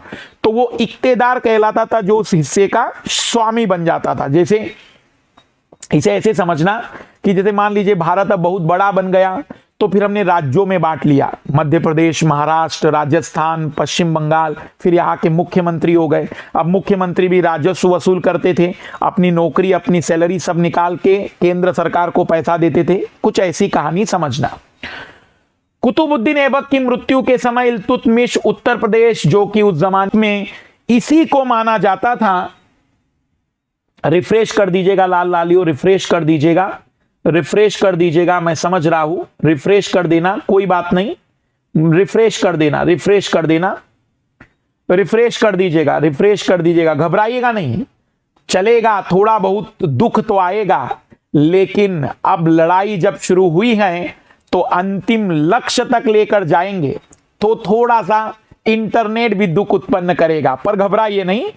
जब गुलाम वंश शुरू किया है तो इसे अंत तक लेकर जाएंगे ही, तो थोड़ा सा कोई डरने वाली बात नहीं। वापस लौटी अपने इतिहास पर। अब हम कहानी को आगे बढ़ा रहे हैं।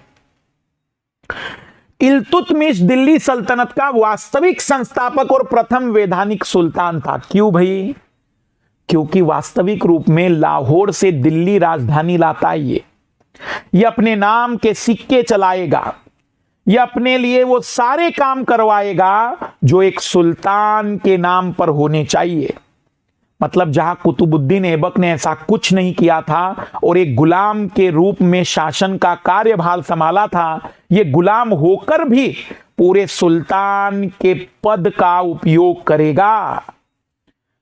इसने 1229 में बगदाद के खलीफा, मतलब खलीफा से एक तरीके से मिलता है ना भी कि हाँ आप एक सुल्तान हो।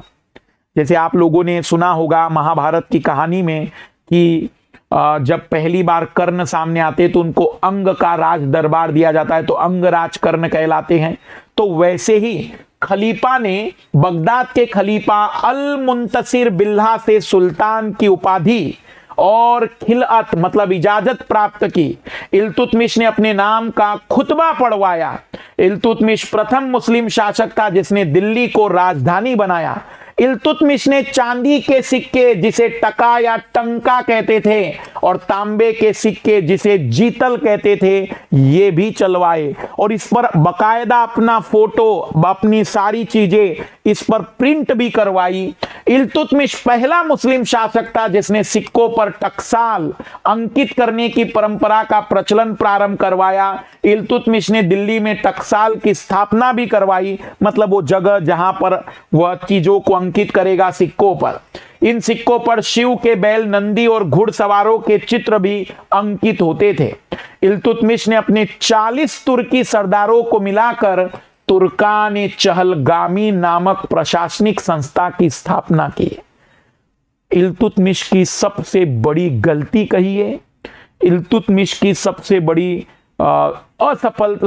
सफलता कहिए या फिर मजबूरी कहिए, ये 40 लोगों की सबसे शक्तिशाली संस्था होती थी। ये कुछ ऐसे लोग हैं उस दौर के, वैसे तो ये गुलाम थे, लेकिन ये शक्तिशाली गुलाम थे। या आप इमेजिन करिए कि वर्तमान दौर के जितने भी बड़े बड़े उद्योगपति हैं, जितने भी बड़े बड़े लोग हैं, जिनके संगठन हैं उद्योगपतियों के, तो वो सरकार की नीतियों को कैसे प्रभावित करते। सोचिए कि उस दौर के लोग यही है, और ये तय करने लगे। फिर जब तक इल्तुतमिश था तब तक तो ये नियंत्रित होने लगे हैं, लेकिन इल्तुतमिश के जाने के बाद ये तय करने लगे कि राजगद्दी पर कौन बैठेगा। इन्होंने ही बहुत कुछ षड्यंत्र किए, इन्होंने ही पूरे इतिहास में कहीं ना कहीं राजगद्दी के लिए परिवार के लोगों को भी लड़वाया, और राजगद्दी पर अपने नियंत्रण के लिए अपने लोगों के खिलाफ भी षड्यंत्र किए। ये नाम याद रखना, तुर्कान चहलगामी, तुर्कान चहलगामी। तुर्कान चहलगामी नामक प्रशासनिक संस्था की स्थापना की। यह इल्तुतमिश के दास अधिकारियों का एक अभिजात और अमीर व्यक्तियों का समूह था, दास अधिकारियों का।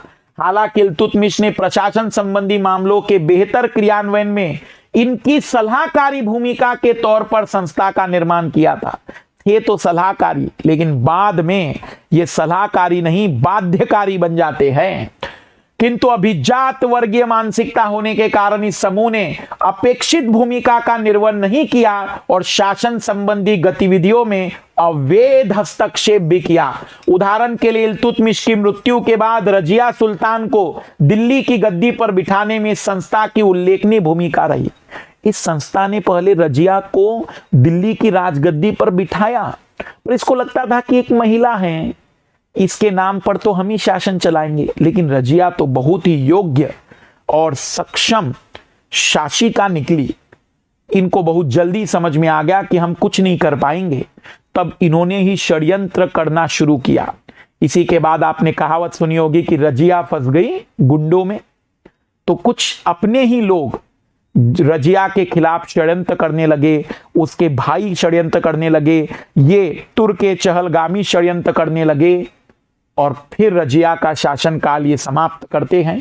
हम देखेंगे उस कहानी पर भी, लेकिन यहां से कहानी बदलेगी। अब इल्तुतमिश न्याय प्रिय शासक था, लेकिन धार्मिक शासन, धार्मिक न्याय का आधार धार्मिक ही था। न्यायिक व्यवस्था को कुशल बनाने के लिए उन्होंने एक पद बनाया था, अमीर ए दाद। अमीर ए दाद एक अधिकारी होता था जो न्याय करने में मदद करता था। इल्तुतमिश के शासनकाल के संदर्भ में यह कथन प्रचलित था कि न्याय मांग करने वाला व्यक्ति लाल वस्त्र धारण करके दरबार में आता था। मतलब उस समय जिसके साथ भी कोई अन्याय होता था, इल्तुतमिश उसके साथ न्याय करने की प्रयास करता था। इल्तुतमिश की न्याय प्रियता का वर्णन करते हुए इब्न बतूता ने लिखा है। इब्न बतूता जैसे ये जो चीनी यात्री नहीं आते थे, वैसे अफ्रीका मोरक्को देश का एक यात्री था। भटकते रहता था, घूमते रहता था, पर इतिहास में नाम दर्ज करा के चला गया। सोचे उस जमाने में लोग जो घूम फिर लेते थे वो इतिहास में आज पढ़ने पड़ रहे हैं। आज हम घूमते फिरते हैं तो लोग हमें जानते तक नहीं है। तो समय समय की बात है, भले आप उनसे ज्यादा घूम गए होंगे लेकिन लोग तुम्हें नहीं पहचानेंगे। तो इल्तुतमिश की न्याय प्रियता का वर्णन करते हुए इब्न बतूता ने लिखा है कि इल्तुतमिश ने अपने महल के सामने संगमरमर की 2 शेरों की मूर्तियां स्थापित कराई थी, जिनके गले में घंटी लगी थी, जिसे बजाकर कोई भी व्यक्ति अथवा पीड़ित सुल्तान से न्याय की मांग कर सकता था। भारत में इल्तुतमिश ने इक्ता प्रणाली की स्थापना की। इक्ता क्या है भाई? जमीन का टुकड़ा अर्थात धन के स्थान पर वेतन के रूप में भूमि दे दी जाती थी। तो वह अपने जो भी भरोसेमंद लोग होते थे उन्हें वो क्षेत्र दे देता था, कोई वेतन नहीं देता था और कहता था कि क्षेत्र में जो भी राजस्व वसूल करोगे उससे अपना वेतन निकाल लेना। दिल्ली सल्तनत निरंतर नए नए राज्यों का विकास अपने कब्जे में कर रही थी, जिससे कारण दिल्ली सल्तनत का विस्तार हो रहा था। धीरे धीरे दिल्ली सल्तनत इतना बड़ा हो गया कि इस पर अकेले शासन करना संभव नहीं था। अतः इल्तुतमिश ने दिल्ली साम्राज्य को छोटे छोटे क्षेत्रों में बांट दिया और इन्हीं क्षेत्रों को इक्ता कहा गया। इक्ता कहा गया। इन क्षेत्रों पर शासन करने वाले अधिकारी को इक्तेदार कहा गया। हालांकि इक्ता व्यवस्था की शुरुआत भारत से बाहर फारस, ईरान क्षेत्र में और पश्चिमी एशिया में पहले ही हो चुकी थी, लेकिन भारत में प्रशासनिक रूप से इक्ता की स्थापना इल्तुतमिश ने की। तो ये जो प्रणाली थी ये ऑलरेडी विश्व में ईरान वाली जगह, फारस वाली जगह चल रही थी, उसी से सीख कर इल्तुतमिश ने यहां पर भी इक्ता प्रणाली स्थापित की। इक्तेदार अपनी इक्ता में सुल्तान के नाम से शासन करता था, उसका पद वंशानुगत नहीं था। पहले वंशानुगत नहीं था, हम भी जानते पहले वंशानुगत होता नहीं, बाद में कर हो जाता है, किंतु बाद में फिरोज शाह तुगलक जब आएगा तो इक्तेदार का पद वो वंशानुगत कर लेगा, मतलब जिसके पिता इक्तेदार थे उसका बेटा इक्तेदार रहेगा। इक्तेदार का पद हस्तांतरित होता था, मतलब ऐसा जरूरी नहीं कि वो इक्तेदार फिक्स हो गया, हो सकता है कि उसको ट्रांसफर भी किया जाता था, उसको पद से हटाया भी जाता था। इक्तेदार सिक्के चलाने का अधिकार नहीं रखता था। इक्तेदार अपनी इक्ता में प्रशासनिक और सैनिक कार्यों को पूरा करता था। इक्तेदार इक्ता से प्राप्त, भूमि से प्राप्त राजस्व में से अपना वेतन और प्रशासनिक सैनिक खर्च निकालकर शेष रकम को राजकोष में जमा करता था और इस रकम को फवाजील कहते थे। फवाजील, इक्तेदार क्या करता था, उस भूमि से राजस्व वसूल करता था, अपनी सेना और अपना वेतन निकालने के बाद जो थोड़ी बहुत पैसा बच जाता था उसे राजकोष में जमा करता था जिसका वो इक्तेदार था, और उस पैसे के भाग को नाम दिया जाता था फवाजिल। तो इक्तेदार का काम था लगान वसूल करना, सैनिक व्यवस्था करना, शांति स्थापित करना। यूपीएससी ने प्रश्न पूछा था 2005 में, सल्तनत काल में फवाजिल का अर्थ क्या था। फवाजिल, तेजी से कमेंट्स करना लाल लालियो, तेजी से। सल्तनत काल में फवाजिल का अर्थ क्या था। फवाजिल, फवाजिल का मतलब क्या था।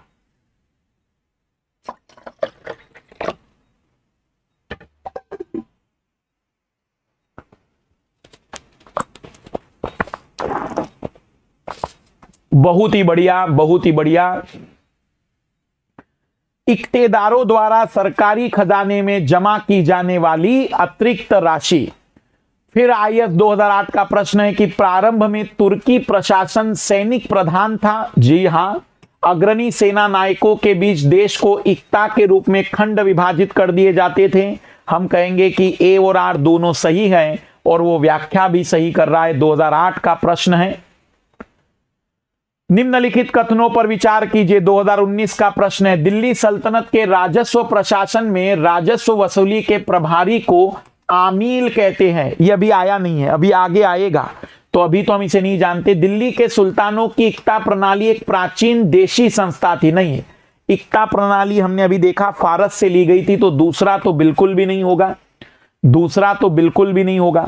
मीर बख्शी का पद दिल्ली के खलजी सुल्तानों के, तो अभी खलजी हमने पढ़ा नहीं है, देखेंगे, बट ये तो उत्तर नहीं होगा। इस प्रश्न का उत्तर यूपीएससी ने ए दिया था, ए दिया था, तो ये हम जान चुके, इसके बारे में हम जान चुके। ए था इसका उत्तर, यूपीएससी ने जो दिया था, बट अभी हम आगे भी देखेंगे। आइए, इल्तुतमिश ने क्या क्या काम किए थोड़ा सा एक नजर देख लेते हैं। स्थापत्य कला के अंतर्गत इल्तुतमिश ने कुतुब मीनार को पूरा करवाया, जिसका कार्य कुतुबुद्दीन ऐबक ने प्रारंभ करवाया था। भारत में गुंबद मकबरा के निर्माण की परंपरा को शुरू करने का श्रेय भी इल्तुतमिश को जाता है। इल्तुतमिश ने अपने पुत्र नसीरुद्दीन महमूद, ये बहुत ही मतलब हम कहेंगे कि योग्य पुत्र था इसका। नसीरुद्दीन महमूद इल्तुतमिश का सबसे योग्य पुत्र था, लेकिन इसकी मृत्यु समय से पहले हो जाती है और इसके बाकी पुत्र फिर कोई योग्य नहीं थे जो शासन चला सके। कब्र पर दिल्ली में सुल्तानगढ़ी मकबरे का निर्माण करवाया। दिल्ली में है सुल्तानगढ़ी मकबरे का, यह भारत में बनने वाला पहला मकबरा था। तो इल्तुतमिश ने अपने पुत्र नसीरुद्दीन महमूद की कब्र पर दिल्ली में सुल्तानगढ़ी मकबरे का निर्माण करवाया। यह भारत में बनने वाला पहला मकबरा था। सुल्तानगढ़ी का शाब्दिक अर्थ होता है गुफा का सुल्तान। मकबरे में भूरे रंग का पत्थर तो कहीं संगमरमर का प्रयोग किया गया है। इल्तुतमिश ने बदायूं की जामा मस्जिद और नागौर में अतारकिन के दरवाजे का निर्माण करवाया था। इसके अलावा इल्तुतमिश ने मोहम्मद गौरी के नाम पर, अभी भी मोहम्मद गौरी को सम्मान दिया जा रहा है, दिल्ली में मदरसा ए मुइज्जी का निर्माण भी करवाया था। मदरसा ए मुइज्जी का निर्माण भी करवाया था। मोहम्मद गौरी के नाम पर मदरसा ए मुइज्जी का निर्माण किया था। इल्तुतमिश के दरबार में मिनहाज उस तिराज नामक प्रसिद्ध इतिहासकार भी थे, जिनकी रचना का नाम था तबकात ए नासिरी।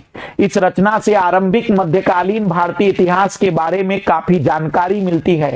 ये जो जानकारी जुटाई जाती है तबकात ए नासिरी से मिलती है। मिनहाज उल सिराज ने इल्तुतमिश दयालु, सहानुभूति रखने वाले, विद्वान और वृद्धों के प्रति श्रद्धा रखने वाला सुल्तान बताया है। मतलब इस लेखक ने काफी अच्छा वर्णन इल्तुतमिश का किया है। इल्तुतमिश ने अपने जीवन के अंतिम अवस्था में अपनी पुत्री रजिया को उत्तराधिकारी घोषित कर दिया, क्योंकि इल्तुतमिश का कोई पुत्र योग्य नहीं था, जबकि सबसे योग्य पुत्र नसीरुद्दीन महमूद की सुल्तान के प्रतिनिधि के रूप में बंगाल में शासन करते हुए मृत्यु हो गई थी। इसके अलावा तुर्कान चहलगामी भी रजिया को दिल्ली सुल्तान का उत्तराधिकारी बनाने में महत्वपूर्ण भूमिका थी। आ गए ये फिर से तुर्कान चहलगामी। पहले तो रजिया को बनाएंगे यहां का राजगद्दी पर सुल्तान, मतलब दिल्ली की राजगद्दी पर पहली बार एक मुस्लिम महिला शासक। देखो यहां पर अब एक छोटी सी बात समझने जैसी है, ध्यानपूर्वक चीजें देखना। भले ही राजगद्दी पर रजिया बैठेगी, लेकिन फिर भी जनता की मानसिकता महिलाओं के प्रति बदली नहीं है।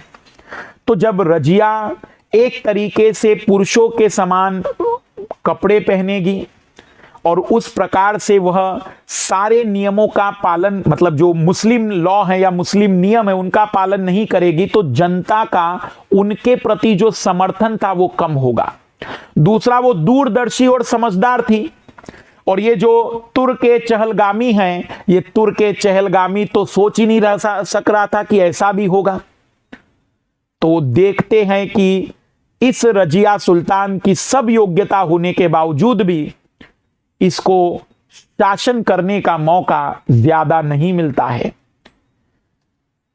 रजिया सुल्तान 1236 से 1240 एक काल्पनिक तस्वीर है। ये रजिया इल्तुतमिश की पुत्री थी। इल्तुतमिश ने रजिया को अपना उत्तराधिकारी घोषित कर दिया और चांदी के टंके पर उसका नाम अंकित करवाया। रजिया मुस्लिम तथा तुर्की इतिहास की पहली और अंतिम महिला शासिका थी। रजिया दिल्ली के अमीर तथा जनता के सहयोग से, दिल्ली के अमीर मतलब तुर्क चहलगामी, और दिल्ली की जनता के सहयोग से सिंहासन पर बैठी थी। कहा जाता है कि रजिया जनता के बीच में गई, जनता का समर्थन प्राप्त किया, तो उसके किसी भी भाई की तुलना में वो सबसे समझदार और योग्य थी। जनता ये जानती थी और जनता ने उसको इस पद के लिए योग्य समझा। शासिका बनने पर रजिया ने उद्मत उल निस्वा की उपाधि धारण की। ये जो उपाधियां होती है ना, जैसे राजा धीराज, जैसे हम लोग उपाधियों के रूप में नहीं कहते भाई कि अलग अलग नाम दिए जाते थे, अंग्रेज लोग सर कहते थे, फिर गांधी जी को नाइटहुड की उपाधि दी जाती थी, तो मध्यकाल में ऐसी उपाधियां दी जाती थी। ये भी थोड़ा सा रटने जैसे फैक्ट रहेंगे। इल्तुतमिश द्वारा रजिया सुल्तान को अपना उत्तराधिकारी घोषित करने के कई अमीर तथा शासन पदाधिकारी उसके विरुद्ध एकजुट हो गए थे। इसका एक प्रमुख कारण रजिया का एक महिला होना था। यकीन मानिए, मुझे ऐसा लगता है कि अगर रजिया पुरुष होती तो इतिहास ही कुछ और होता। फिर शायद गुलाम वंश और आगे कंटिन्यूअसली चल पाता, रजिया अगर पुरुष होती। मुसलमान सरदार एक स्त्री द्वारा अपने को शासित होना अपमान समझते थे और इस्लाम के अनुसार भी एक स्त्री का शासन होना अनुचित मानते थे। एक महिला शासिका होने के कारण रजिया को अनेक प्रकार के आंतरिक विद्रोह का सामना करना पड़ा, किंतु इसके बावजूद रजिया ने अपनी कूटनीतिक सूझबूझ अथवा राजनीतिक चतुराई के साथ काफी सीमा तक इस विद्रोह को समाप्त करने में सफलता भी प्राप्त की। रजिया अत्यंत योग्य, प्रतिभाशाली और शासकीय गुणों से संपन्न थी।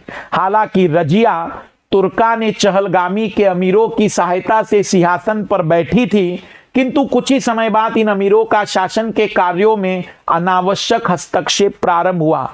ये 40 लोग तुर्क के चहलगामी अभी हस्तक्षेप करने लगे और रजिया को वो पसंद नहीं था। इस समस्या के समाधान के लिए रजिया ने अपने विश्वास पात्रों को शासन व्यवस्था में उच्च पद देना प्रारंभ किया ताकि संतुलन स्थापित हो सके। अब वो जानती थी कि तुर्क के चहलगामी भी मजबूत लोग हैं, कमजोर लोग तो है नहीं, तो उसने अपने विश्वास पात्रों को बड़े बड़े पद भी दिए ताकि वह जान सके कि कौन उसके खिलाफ और कौन उसके साथ है। अमीरों की निरंकुशता और विद्रोहात्मक आचरण पर अंकुश लगाना और स्वयं सर्वाधिकार प्राप्त करना रजिया की नीति का मुख्य आधार रहा। पर इस दौर में रजिया ने भी कुछ गलतियां की। बहुत ज्यादा निरंकुश, मतलब कोई अंकुश नहीं, जैसा चाहे, मतलब जनता का समर्थन एक बार मिलने के बाद जनता के प्रति उसने कार्य जरूर किए, लेकिन हर चीज साम दाम दंड भेद हर नीति अपनाई अपने शासन को बनाए रखने के लिए। वह अमीरों की शक्ति पर आधारित नहीं रहना चाहती थी। अमीर मतलब तुर्क के चहलगामी।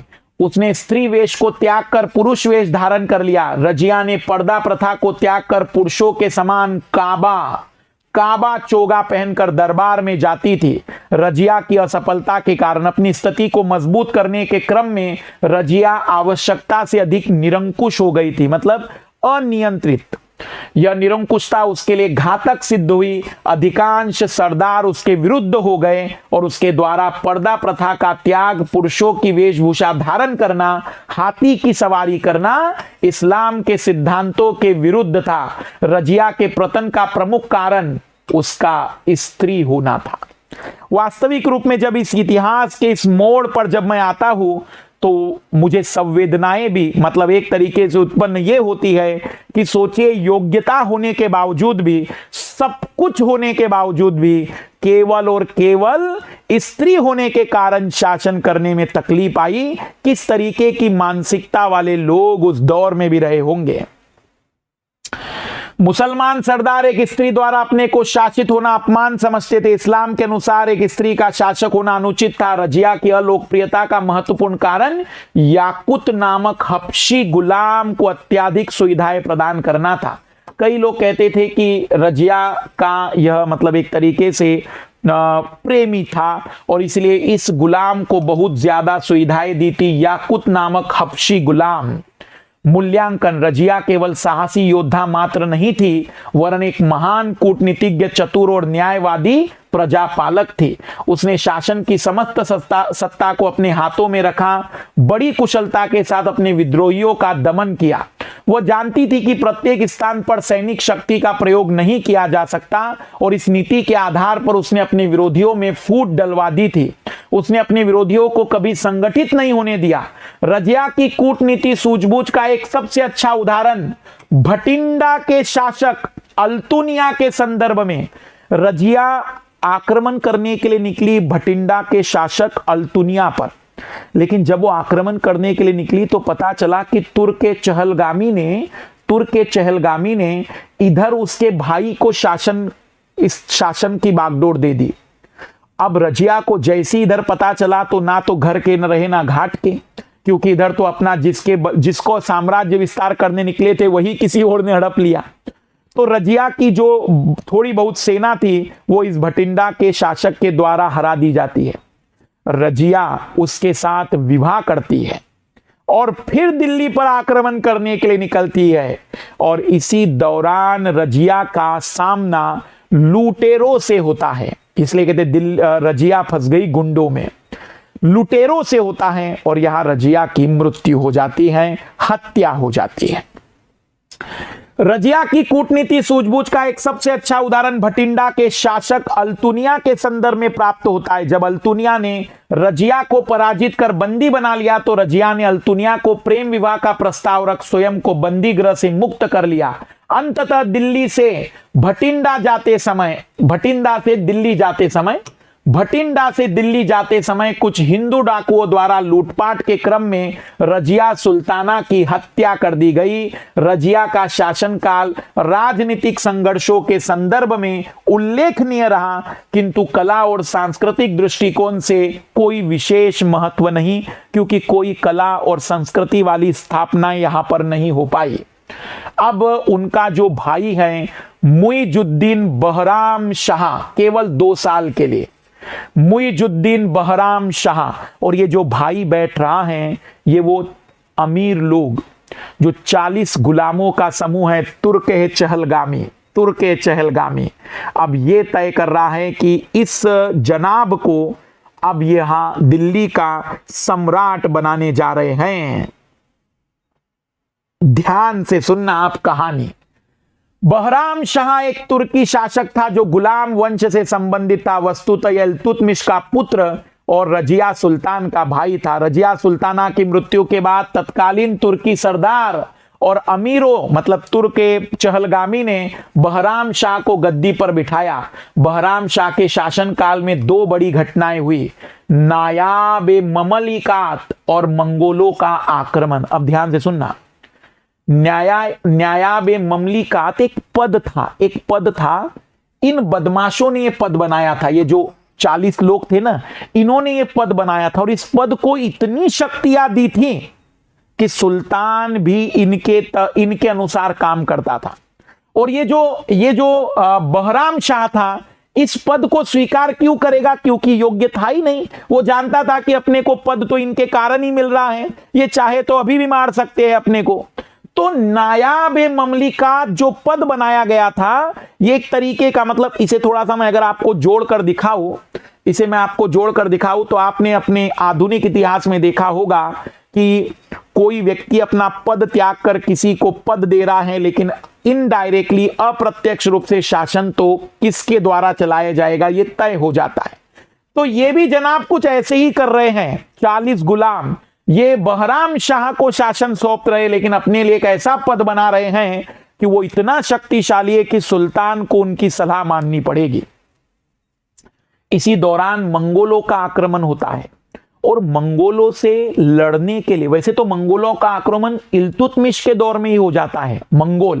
मंगोल तो सबसे असभ्य लोग।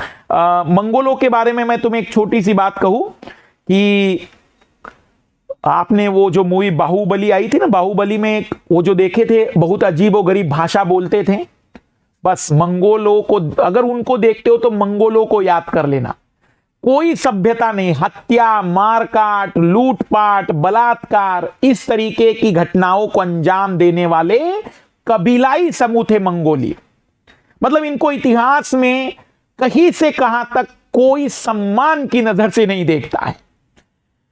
तो मंगोलों का आक्रमण इल्तुतमिश के दौर में भी हो गया था, लेकिन इल्तुतमिश के दौर में मंगोलों ने आक्रमण जिस पर किया और जो राजा हारा था वो इल्तुतमिश की ओर शरण लेने आया था। इल्तुतमिश ने कहा जनाब निकलो यहां से, कोई शरण नहीं, क्योंकि अगर उसको शरण दी तो ये मंगोल फिर हम पर आक्रमण करेंगे। तो इल्तुतमिश के दौर में आक्रमण बच जाता है।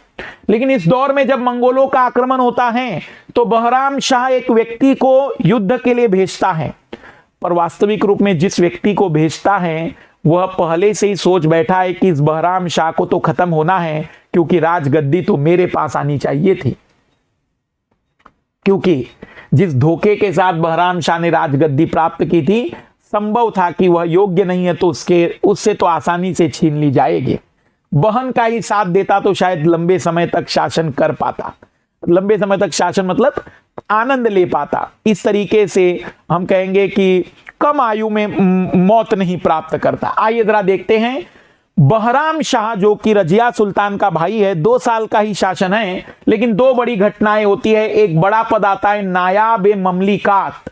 नायाब ममलिकात बहराम शाह के समय में पद निर्मित किया गया। इस पद के अधिकारी के पास सुल्तान की सभी शक्तियां होती थी। सुल्तान के अधिकारों को कम करने के लिए तुर्क सरदारों ने इस पद का निर्माण किया। इस पद पर प्रथम बार मलिक इख्तियारुद्दीन एतगीन को बिठाया गया। मलिक इख्तियारुद्दीन एतगीन। पर यहां एक इंटरेस्टिंग फैक्ट देखना, इस पद पर बैठने वाले की हत्या हो जाती थी। पद तो बना दिया इन 40 अमीर लोगों ने, तुर्के चहलगामी वालों ने पद तो बना दिया, पर जो भी बैठता था ना उसकी हत्या ये कर लेता था बहराम शाह। बदमाशी करते हुए उसकी हत्या कर देता था। फिर इसको हटाया, फिर एक को बिठाया, दूसरे को, उसकी भी हत्या कर दी। तो इन लोगों ने जो पद बनाया था बहराम शाह को डराने के लिए, बहराम शाह ने ही उस पद पर बैठने वाले के मन में डर पैदा करा दिया कि जो भी उस पद पर बैठेगा उसके दिन अब ज्यादा नहीं बचे हैं, कब उसकी हत्या हो जाएगी पता नहीं चलेगा।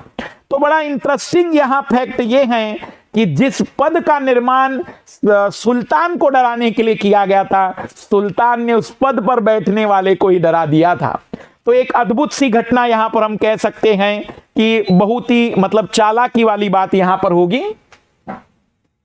तो सुल्तान के अधिकारों को कम करने के लिए तुर्क सरदारों ने यह पद नायाब-ए-ममलिकात बनाया और इस पद पर पहला व्यक्ति बैठा था मलिक इख्तियारुद्दीन एतगीन। बहराम शाह ने सरदारों की बात क्यों स्वीकार की? बहराम शाह ने नायाब-ए-ममलिकात पद के सृजन की सरदारों और अमीरों की बात को इसलिए स्वीकार कर लिया क्योंकि बहराम शाह को दिल्ली सल्तनत की गद्दी पर बैठने में उन्होंने उल्लेखनीय भूमिका निभाई थी।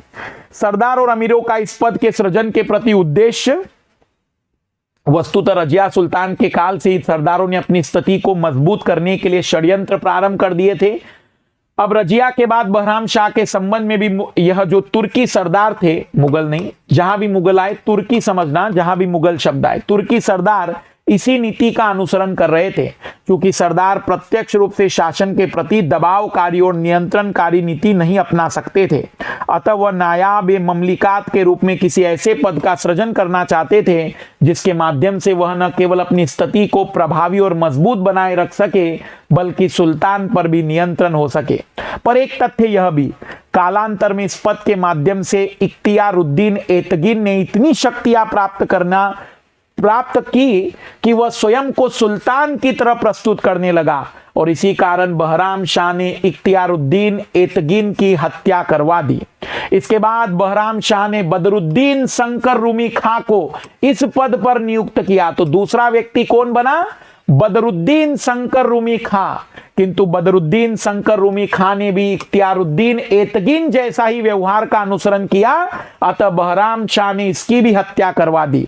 इसका परिणाम यह हुआ कि रजिया सुल्तान के शासनकाल में सुल्तान के विरुद्ध अमीरों और सरदारों द्वारा षड्यंत्र करने की प्रवृत्ति उत्पन्न हुई थी, वह तो अब समाप्त हो गई क्योंकि अब अमीर और सरदारों में सुल्तान के प्रति भय का परिवेश निर्मित हो गया। अब वास्तविक रूप में सुल्तान के प्रति अब षड्यंत्र करने की हिम्मत किसी में नहीं रही क्योंकि सुल्तान जो भी षड्यंत्र करता था उसकी हत्या करवा देता था। निष्कर्षतः सरदारों ने जिस मानसिकता और विचारधारा के साथ पद का सृजन किया था, वस्तुतः वही पद सुल्तान द्वारा उनके प्रति भय और स्वीकार्यता का कारण भी बना। दिल्ली सल्तनत काल के प्रारंभिक इतिहास में बहराम शाह द्वारा स्वाभाविक अथवा सोची समझी रणनीति के रूप में ही एक सही कदम का अनुसरण किया जिसने निकट भविष्य में दिल्ली सल्तनत की नींव को मजबूती प्रदान करने में उल्लेखनीय भूमिका का निर्वहन किया। साथ ही इल्तुतमिश के काल के दौरान निर्मित और रजिया सुल्तान के काल के दौरान प्रभावशाली रही तुर्कान चहलगामी जैसी संस्था की शासन संबंधी कार्यों में भूमिका कम करने में भी उल्लेखनीय योगदान निभाया। मतलब बहराम शाह ने अब उन चहलगामी को कंट्रोल किया कि अब तुम थोड़ी भी हवाबाजी करो, हम तुम्हारी हत्या करवा देंगे। पर दूसरी बड़ी घटना थी मंगोलों का आक्रमण। हालांकि मंगोलों के आक्रमण का अवसर इल्तुतमिश के काल के दौरान ही उत्पन्न हो गया था, किंतु इल्तुतमिश ने अपनी कूटनीतिक सूझबूझ के कारण इस अवसर को टाल दिया। देखना इल्तुतमिश ने क्या किया था।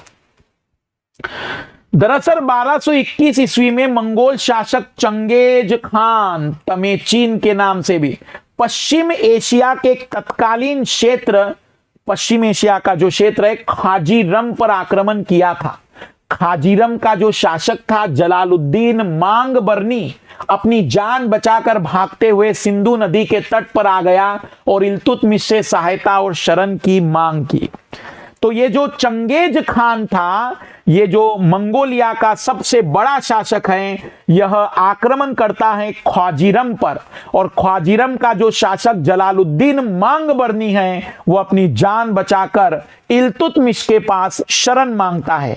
किंतु इल्तुतमिश अपनी कूटनीतिक सूझबूझ का परिचय देते हुए इन जलालुद्दीन को, मतलब जलालुद्दीन मांगबरनी को मना कर देता है। यदि इस समय इल्तुतमिश जलालुद्दीन को शरण दे देता तो संभवतः तुलनात्मक रूप से अधिक शक्तिशाली चंगेज खान की सेना दिल्ली सल्तनत पर आक्रमण कर लेती। किंतु बहराम शाह के शासनकाल में 1241 में तायर के नेतृत्व में मंगोलों ने भारत पर फिर आक्रमण किया। तायर के नेतृत्व में अब मंगोलों ने फिर आक्रमण किया है। ऐतिहासिक आधारों पर इस आक्रमण का कोई प्रमाणिक कारण नहीं है, मतलब कोई स्पष्ट कारण नहीं है, लेकिन ये लुटेरे थे। तो एक कारण सर्वमान्य है कि लूटपाट के हिसाब से आए थे, किंतु अधिकांश इतिहासकार इसे मंगोलों के साम्राज्य विस्तार के क्रम का हिस्सा मानते। उल्लेखनीय कि यह वही मंगोल है जिन्होंने कालांतर में दिल्ली में सल्तनत काल को समाप्त कर मुगल काल, यही मंगोलों का ही वंशज है। कहीं ना कहीं मुगल भी, भले ही पूरी तरह से मंगोल नहीं थे, लेकिन वो अपने आप को मंगोल कहना पसंद नहीं करते थे, क्योंकि मंगोलों की छवि लुटेरों की थी।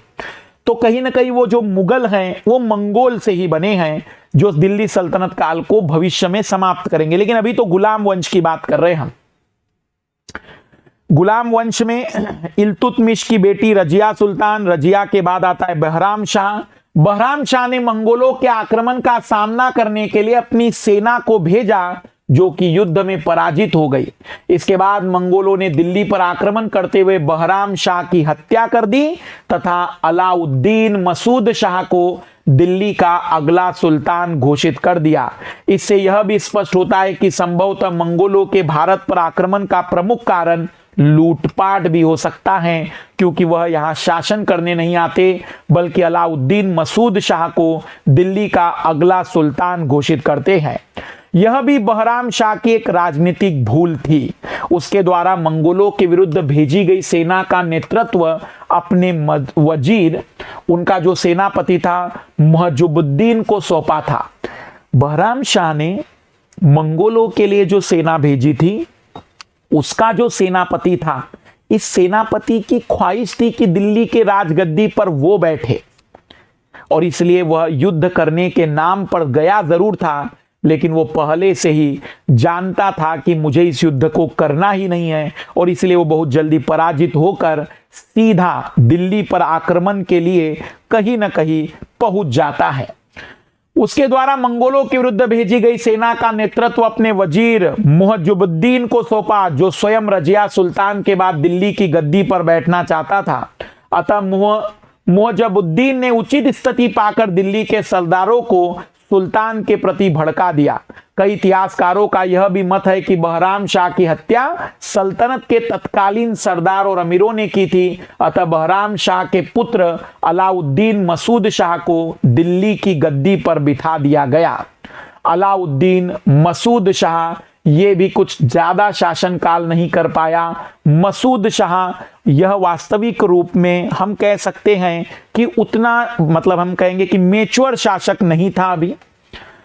अलाउद्दीन मसूद शाह को ही सुल्तान क्यों बनाया? क्योंकि वास्तविक रूप में अभी भी जनता का जो एक तरीके से आकर्षण था वो इल्तुतमिश के प्रति था, उसके पुत्रों के प्रति था, उसके वंश के प्रति था, और इसलिए अमीर जो तुर्क के चहलगामी थे ये जानते थे कि अगर हम खुद यहां बैठ गए तो शायद यहां की जो जनता है वो हमें एक्सेप्ट ना करे। अलाउद्दीन मसूद शाह को ही सुल्तान क्यों बनाया गया? वस्तुतः बहराम शाह की हत्या का पूरा प्रकरण कहीं ना कहीं दिल्ली सल्तनत की गद्दी के चारों ओर केंद्रित था, किंतु इसके बावजूद वजीर मुहजुबुद्दीन दिल्ली का सुल्तान नहीं बना। इसके पीछे एक प्रमुख कारण यह था कि तमाम योग्यताओं के बावजूद बहराम शाह निरंकुश और अत्याचारी प्रवृत्ति का शासक था। बहराम शाह को गद्दी से हटाने के षड्यंत्र अथवा घटनाक्रम में आम जनता का समर्थन प्राप्त था। अतः तत्कालीन उत्तराधिकारी परंपराओं के अनुसार अलाउद्दीन मसूद शाही सुल्तान का वास्तविक उत्तराधिकारी था। दूसरा, वजीर मुहजबुद्दीन इसलिए सुल्तान नहीं बना क्योंकि वो जानता था तुर्के चहलगामी में मेरे शत्रु भी बहुत सारे हैं, मुझे मरना थोड़ी है राजगद्दी पर बैठकर। क्योंकि इस राजगद्दी में आप देखें तो सही, 4 साल के लिए रजिया हत्या हुई, 2 साल के लिए बहराम शाह हत्या हुई, अब ये आ रहे हैं जनाब तो ये भी 4 साल के लिए और फिर हत्या का शिकार होंगे। तो जानते हैं कि राजगद्दी पर न बैठकर भी शासन किया जा सकता है। यदि यह हमारे हाथ की कठपुतली बन जाए तो क्या बुराई है। दूसरा, वजीर मुहजबुद्दीन इसलिए सुल्तान नहीं बन सका कि एक ना तो उसके जनता का व्यापक समर्थन था और न ही तत्कालीन सरदारों और अमीर उस सुल्तान बनने के लिए एकजुट थे। यहां तक कि कुछ अति शक्तिशाली सरदार स्वयं को सुल्तान के प्रतिनिधि के रूप में देख रहे थे।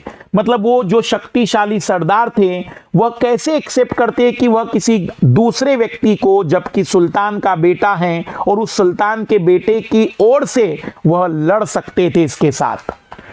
चूंकि अलाउद्दीन मसूद शाह को सुल्तान बनाने में प्रमुख भूमिका सरदारों और अमीरों की थी, अतः वास्तविक शक्तियां तुर्क चहलगामी के पास ही थी, जबकि सुल्तान नाम मात्र का शासक था। अतः वह शासन व्यवस्था पर प्रभावी नियंत्रण नहीं रख पाया।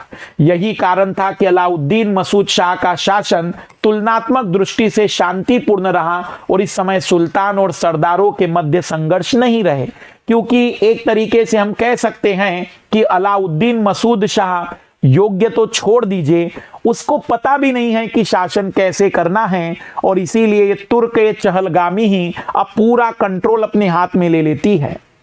अब तुर्क चहलगामी का एक शक्तिशाली व्यक्ति होगा बलबन, और ये बलबन धीमे धीमे अब समझ चुका है कि अब अगर हमें जिंदा रहना है तो पहले तो ये तुर्क चहलगामी को निपटाना पड़ेगा और तब जाकर हम शासक बन सकते हैं। देखना अब आगे कहानी कहां जा रही है। नसरुद्दीन महमूद 1246 से 1265, पहले नसरुद्दीन आएगा फिर बलबन पर जाएंगे। बलबन ने षड्यंत्र के द्वारा 1246 ईस्वी में सुल्तान अलाउद्दीन मसूद शाह को हटाकर नसरुद्दीन महमूद को सुल्तान बनाया। नसरुद्दीन महमूद मधुर धार्मिक स्वभाव का व्यक्ति था तथा खाली समय में कुरान की नकल करना उसकी आदत थी। सन्यासी आदमी है ये। अगर मैं आपको कहूं तो ये नसरुद्दीन महमूद एक सन्यासी आदमी है, इसको लेना देना नहीं है राजगद्दी से। अब वास्तविक रूप में ये सारा काम यहां का एक शक्तिशाली व्यक्ति बलबन कर रहा है। बलबन काफी उम्र तक जिएगा भाई ये आदमी। ये देखना, इसकी हत्या जनरली सरल नहीं होगी, एक तरीके से सामान्य मौत ही मरेगा। तो बलबन क्या करता है? बलबन शक्तिशाली तुर्क चहलगामी में सबसे शक्तिशाली व्यक्ति है। अब वो देखता है कि अलाउद्दीन मसूद शाह वास्तविक रूप में कुछ नहीं कर पा रहा है, तुर्क चहलगामी कर रही है। अब ये सोचता है कि अगर मुझे यहां पर शासन करना है तो मेरे मर्जी वाला व्यक्ति हो। तो एक सन्यासी आदमी को पकड़ कर आ रहा है। नसरुद्दीन महमूद पूरी तरह से सन्यासी आदमी है। कुरान की नकल करना, उसे लिखते रहना। नसरुद्दीन महमूद ऐसा सुल्तान हुआ जो टोपी सीकर अपनी जीविका निर्वहन करता था, साथ ही कुरान की नकल को लिख कर बाजारों में बेचता था। सुल्तान है ये और बाजारों में क्या बेच रहा है? कुरान की नकल को लिखकर बाजारों में बेच रहा है। बिल्कुल सन्यासी आदमी है। बलबन स्वयं सुल्तान क्यों नहीं बना? क्योंकि बलबन जानता था कि यदि वह स्वयं सुल्तान के पद पर बना तो तुर्क चहलगामी उसी को समाप्त कर देगा। तो अप्रत्यक्ष रूप से अब वो कंट्रोल लेगा और बाद में बलबन अपनी बेटी का विवाह भी इससे करा देगा। और जैसे ही बेटी का विवाह होगा तो कहा जाता है कि फिर इसकी हत्या हो जाती है या ये बीमारी से मर जाता है और उसके बाद फिर बलबन बैठेगा राजगद्दी पर जब बलबन राजगद्दी पर बैठेगा तो अब ये तुर्क चहलगामी को पूरा खत्म करेगा और हर क्षेत्र के, अपने क्षेत्र के हर व्यक्ति से मतलब सजदा करने के लिए कहेगा कि मेरे सामने झुकना होगा, ताकि वो सम्मान जो सुल्तानों के प्रति नहीं मिल रहा था पिछले कुछ समय से जनता की ओर से, वो सम्मान वो प्राप्त कर सके। बलबन स्वयं सुल्तान क्यों नहीं बना? बलबन ने ऐसा इसलिए किया क्योंकि नसरुद्दीन महमूद मधुर, शांति प्रिय, सरल और धार्मिक स्वभाव का व्यक्ति था। अतः नसरुद्दीन महमूद को अपने हितों के अनुरूप संचालित करना बलबन के लिए सरल था। दूसरा, यदि बलबन स्वयं दिल्ली का सुल्तान बनता तो संभवतः सरदार और सामान्य जनता बलबन के विरुद्ध विरोध कर देती और समर्थन प्रदान नहीं करती। इसके अलावा बलबन की दिल्ली सल्तनत में इतनी सशक्त भूमिका नहीं थी कि वो स्वयं को सुल्तान के दावेदार के रूप में प्रस्तुत कर सके। बलबन धीमे धीमे तुर्क के चहलगामी को निपटाएगा और तब जब सोच लेगा कि अब उसका कोई प्रतिद्वंदी नहीं रहा है, सुल्तान घोषित कर देगा। अब बलबन ने दूरदर्शिता का परिचय देते हुए नसरुद्दीन महमूद को दिल्ली का सुल्तान बनाने में भूमिका निभाई। वह नसरुद्दीन महमूद को अपने हितों के अनुसार निर्देशित कर सके। बलबन की कूटनीति, चूंकि बलबन ने नसरुद्दीन महमूद का दिल्ली का सुल्तान बनाने में उल्लेखनीय भूमिका निभाई, स्वयं नसरुद्दीन महमूद भी शांति प्रिय और सरल व्यक्ति था। अतः नसरुद्दीन महमूद के काल में बलबन ने धीरे धीरे अपनी स्थिति को मजबूत करने का प्रयत्न किया। इस क्रम में बलबन ने अपनी पुत्री का विवाह नसरुद्दीन महमूद से करवा दिया। साथ ही सुल्तान से स्वयं उलुगु खां की उपाधि से भी सम्मानित करवा लिया। इसके अलावा बलबन ने नायाब ममलिकात का पद भी धारण कर लिया, जिसका सुल्तान की सेना पर पूरा नियंत्रण था। इस प्रकार से बलबन ने स्वयं को आगामी सुल्तान के रूप में स्टेप बाय स्टेप आगे बढ़ता चला गया। हालांकि इस दौरान बलबन ने कूटनीतिक सूझबूझ के साथ स्थिर रणनीति का भी परिचय दिया। जनता के समर्थन, सरदारों की मंशा को दृष्टिगत रखते हुए सत्ता प्राप्ति के लिए कोई शीघ्रता नहीं की, कोई जल्दबाजी नहीं की। बलबन के प्रतिद्वंदी, बलबन की इस रणनीति से कुछ शक्तिशाली सरदार परिचित थे, जिनमें से इमामुद्दीन रिहान प्रमुख था।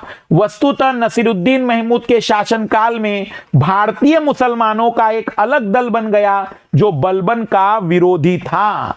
इस दल का नेता इमामुद्दीन रिहान था, जो कहीं न कहीं स्वयं को अगले सुल्तान के रूप में प्रतिस्थापित करने का प्रयत्न कर रहा था और बलबन की कूटनीतिक मंशा से भली भांति परिचित भी था।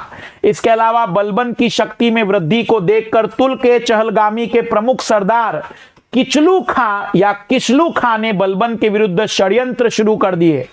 किचलू खां वकील दर सुल्तान के राजमहल की सुरक्षा के प्रमुख का पद था, किंतु बलबन की सुल्तान के शासन में महत्वपूर्ण भूमिका होने और सुल्तान का ससुर होने के कारण कोई उल्लेखनीय सफलता किचलू खां को नहीं मिली और इसी क्रम में 1266 में सुल्तान नसीरुद्दीन महमूद की मृत्यु हो गई। नसीरुद्दीन महमूद के संबंध में दो मत है। कुछ लोग कहते हैं कि हत्या करवाई गई, कुछ लोग कहते हैं प्राकृतिक मौत मरे। पहला मत इब्न तूता का है, जिसके अनुसार बलबन ने सुल्तान की हत्या करवा दी, और दूसरा मत तारीख मुबारक शाही के लेखक याहिया बिन सरहिंद का है, जिसके अनुसार सुल्तान की मृत्यु बीमारी से हुई थी। मिनहाज उस सिराज ने अपनी रचना तबकात नासिरी में नसीरुद्दीन महमूद की मृत्यु के कारणों का उल्लेख भी नहीं किया है, एक किताब जो है। इसके अलावा जियाउद्दीन बर्नी भी नसीरुद्दीन महमूद के शासनकाल का प्रमुख लेखक और इतिहासकार था। बर्नी ने फतवा जहांदरी तथा फतवा जहांदरी नामक प्रमुख ग्रंथों की रचना की, किंतु बर्नी के ग्रंथ में भी नसीरुद्दीन महमूद की मृत्यु का कारण वर्णित नहीं है, क्योंकि बर्नी ने 1266 ईस्वी के बाद से लिखना प्रारंभ किया, जबकि मृत्यु हो चुकी थी। नसीरुद्दीन महमूद की मृत्यु के बाद बलबन ने स्वयं को सुल्तान के उत्तराधिकारी के रूप में प्रस्तुत किया, क्योंकि नसीरुद्दीन महमूद का कोई भी वंशज योग्य नहीं था। बलबन ने नसीरुद्दीन महमूद के काल में अपनी स्थिति इतनी मजबूत कर ली थी कि सुल्तान के पद को लेकर अब उसका कोई प्रतिद्वंदी भी नहीं था, और इस तरीके से अब बलबन बैठेगा राजगद्दी पर। गयासुद्दीन बलबन 1266 से 1286 बलबन इल्तुतमिश का दास था। वास्तविक नाम बहारुद्दीन बलबन था। सोचिए, रजिया सुल्तान के पिता का दास था, तब से चला आ रहा था ये। कितने आयु के बाद ये दिल्ली के सल्तनत काल में राजगद्दी पर बैठा। इल्तुतमिश ने ग्वालियर को जीत लेने के बाद बलबन को खरीदा था। इल्तुतमिश ने बलबन को खरीदा था। अपनी योग्यता के आधार पर बलबन ने इल्तुतमिश और रजिया के समय में अमीर आखूर अश्वशाला का अध्यक्ष का पद प्राप्त किया। बलबन स्वयं को अफरासियाब से संबंधित वंशज का मानता था।